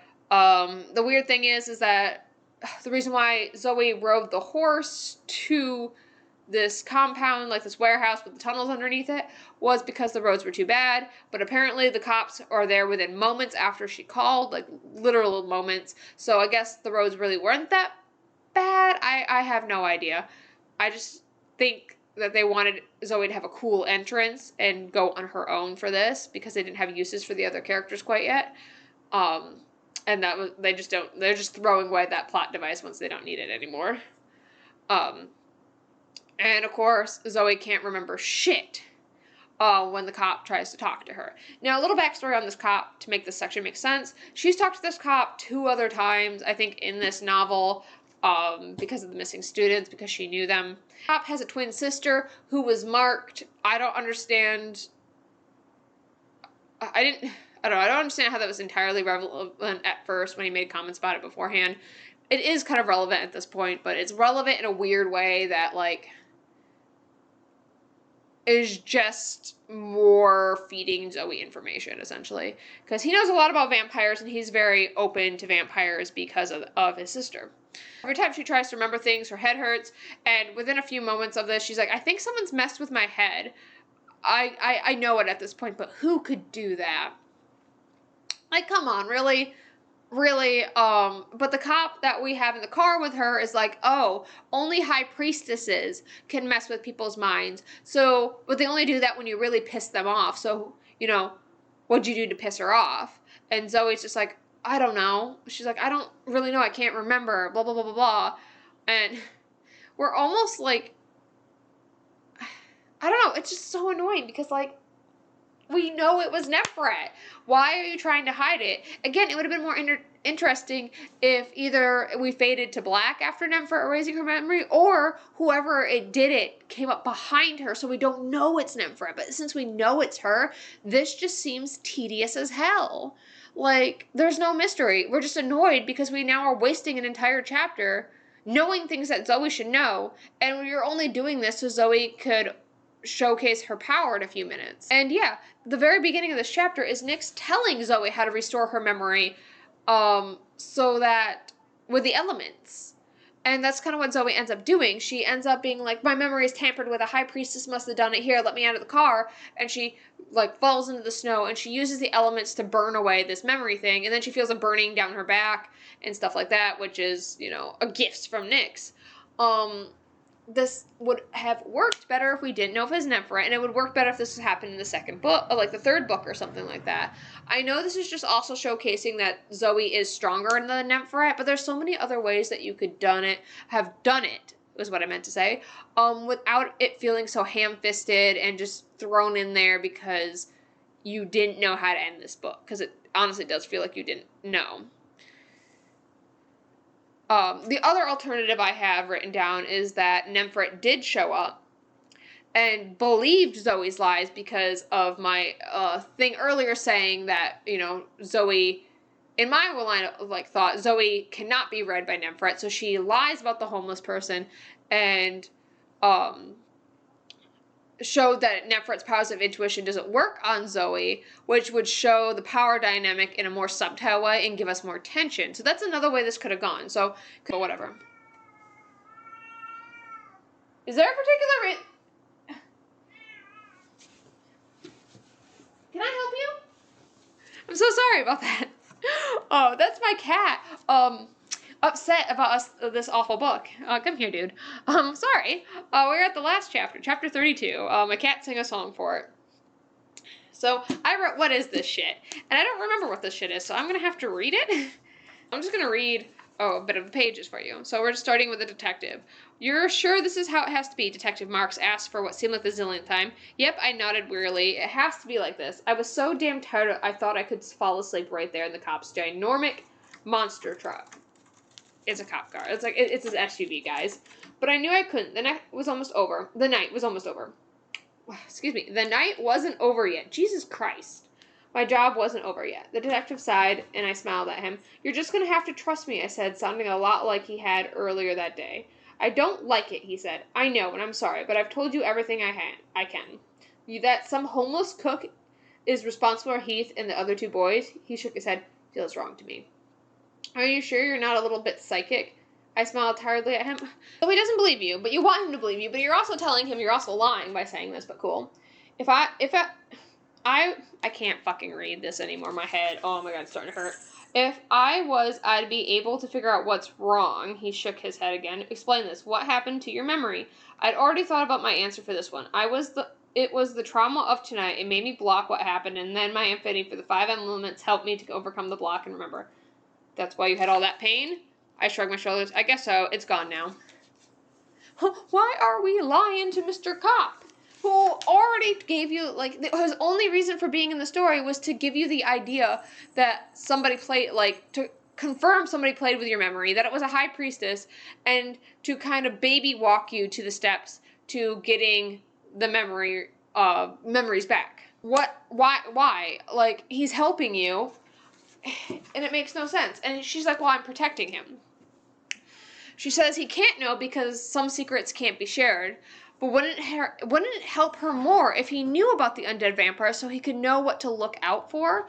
Like, as long as he promised the secrecy, which he already kind of told her that whatever underground vampire thing that could possibly happening, could be happening, he would keep quiet about or do as much as he could. So wouldn't he be a better asset at that point if he knew what was going on? No one would believe him anyway if he tried to tell anyone about it, so... And he's already suspicious of Nemphret, which when Nemphret could already pick up on him multiple times because he thought she had something to do with the murders. So it wouldn't be actually giving anything up to Nemphret if he knew. So this just makes no sense to me. The guy also goes with the homeless man attack story and tells it to Nemphret, which Zoe shouldn't have remembered at all because this is really, really confusing. So hold on with me. So it's not a secret that Zoe's memory is back? Because, like, remember, she told Nemphret that there was a homeless man. Nemphret didn't believe her, so she wiped her memory. And Zoe couldn't even remember the lie about the homeless man. But then she told it to the cops, meaning that she just told, like, the cop telling the story that meant that Nemphret knew that she remembered things because that was the same story that she told Nemphret before the memory wipe. You see what I'm getting? And in the car, she couldn't even remember the fake story about the homeless man. So it's so confusing. Then we have Zoe saying something completely, like, not secret-y whatsoever on, like, one of these pages. Oh, here we go. Detective, did you catch the person who has been taking the boys? Nemphret continued. She's expecting to hear no. What she does hear. No, he escaped before we arrived. But there's plenty of evidence that someone has been living in the depot. Actually, it looked like he was using it as some kind of headquarters. I think it'll be easy to find proof that the other two boys were killed there by someone who was trying to make it look like vampires had taken the teenagers. And now, even though he doesn't remember much of anything because of the trauma, Zoe has given us a good description of the man to go by. It's just a matter of time before we catch him. Was I the only one who saw surprise flash in Nefert's eyes? And that's because Nefert realizes that Zoe remembers. That's wonderful, not Zoe, Nefert said. Yeah, I met the High Priestess's eyes. I've told Detective Marks a lot. My memory's really good. So, what's the point of keeping him in the dark if you, like, for one, what's the point? Because, like, he could still lie to Nefert about the homeless story, obviously. Because, again, he's already suspicious of Nefert, so she's going to pick up on the suspicion regardless. So the story doesn't have to change. That could just be the one they plotted in the car. And then Zoe, why are you pretty much telling Nefert that you can remember things now? Because now you're showing, like, you're just showcasing that, like, you're showing your hand, babe. Anyway, we'll move on a little bit. I'm proud of you, Zoe Bird. Nefert came to me and put her arms around me, hugging me close. So close that only I could hear her whisper in my ear, if you speak against me, I'll make sure no human or fledgling or vampire will believe you. Okay, so Nefert knows. I didn't pull away from her. I didn't react in any way, but when she let go, I made my final move, the one I'd planned since the white, hot, familiar sensation has seared on my skin. Okay, we're going to come back to that in a second. We have a little bit more to talk about with how much of an issue this part is. So, I do have a recap of the silliness going on here, just so it's more clear in case I haven't said it the best, but Zoe tries to lie to Nefert. Nefert knows she's lying, so she blocks Zoe's memory. Zoe unblocks it and tells Nefert she knows as a display of power. This is a sequence of events that we have right now. Also, she literally shows Nefert how powerful she is by showing that her already outlandish mark has spread way down her back, all the way down her back. That's what she was alluding to. I'm not going to read it because there's a bunch of oohs and ahs and stuff you don't need to really hear about. And again, nobody has ever seen this before. It's like the authors are trying to have Zoe play trump cards, but her whole hand is showing when she does it.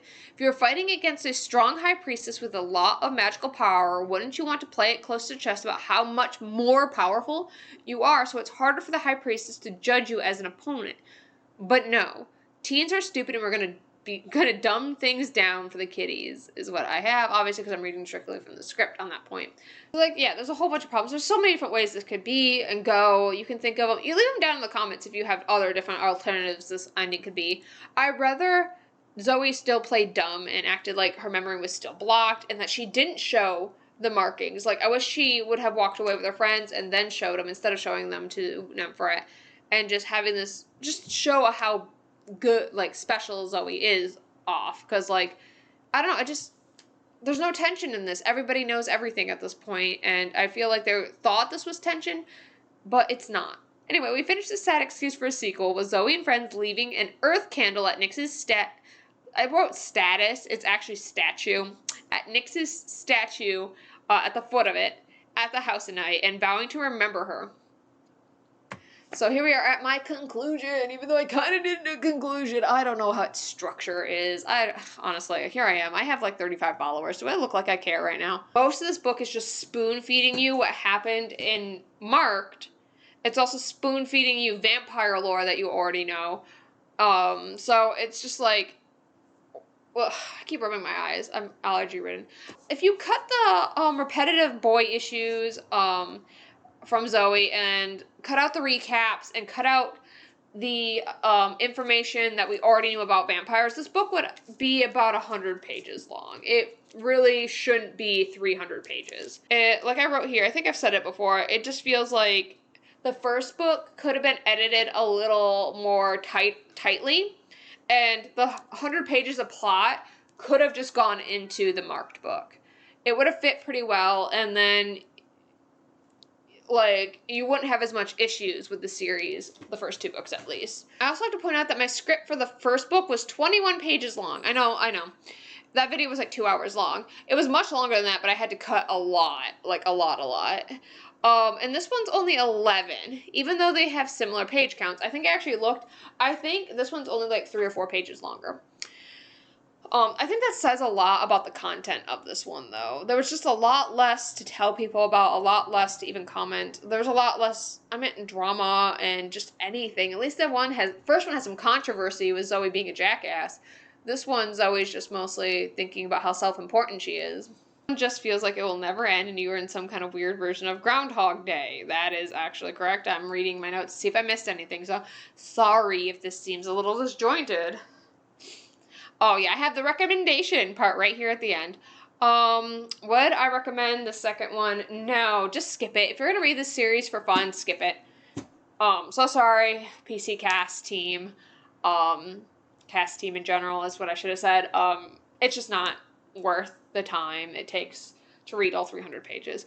If you do happen to pick up the book, just kind of like skip to like the last 4 chapters, and that's all you really need to read of the book. So sorry about that, y'all. Wish I could say something better. But yeah, we're gonna round this out with that. I'm hoping it works. Well, work? I'm getting brain foggy because I need to eat, so sorry about that. But I'm hoping the next one works well, is what I meant to say. Alright, so thank you for watching this really long video. I hope you enjoyed it. Like, subscribe, comment, do whatever you want for interaction. I love interaction. It'd be so fun. It also makes these long videos feel like they're actually like worth it, because this takes me goddamn forever. But anyway, stay safe, stay as healthy as you can, and I will see you in the next one. Bye.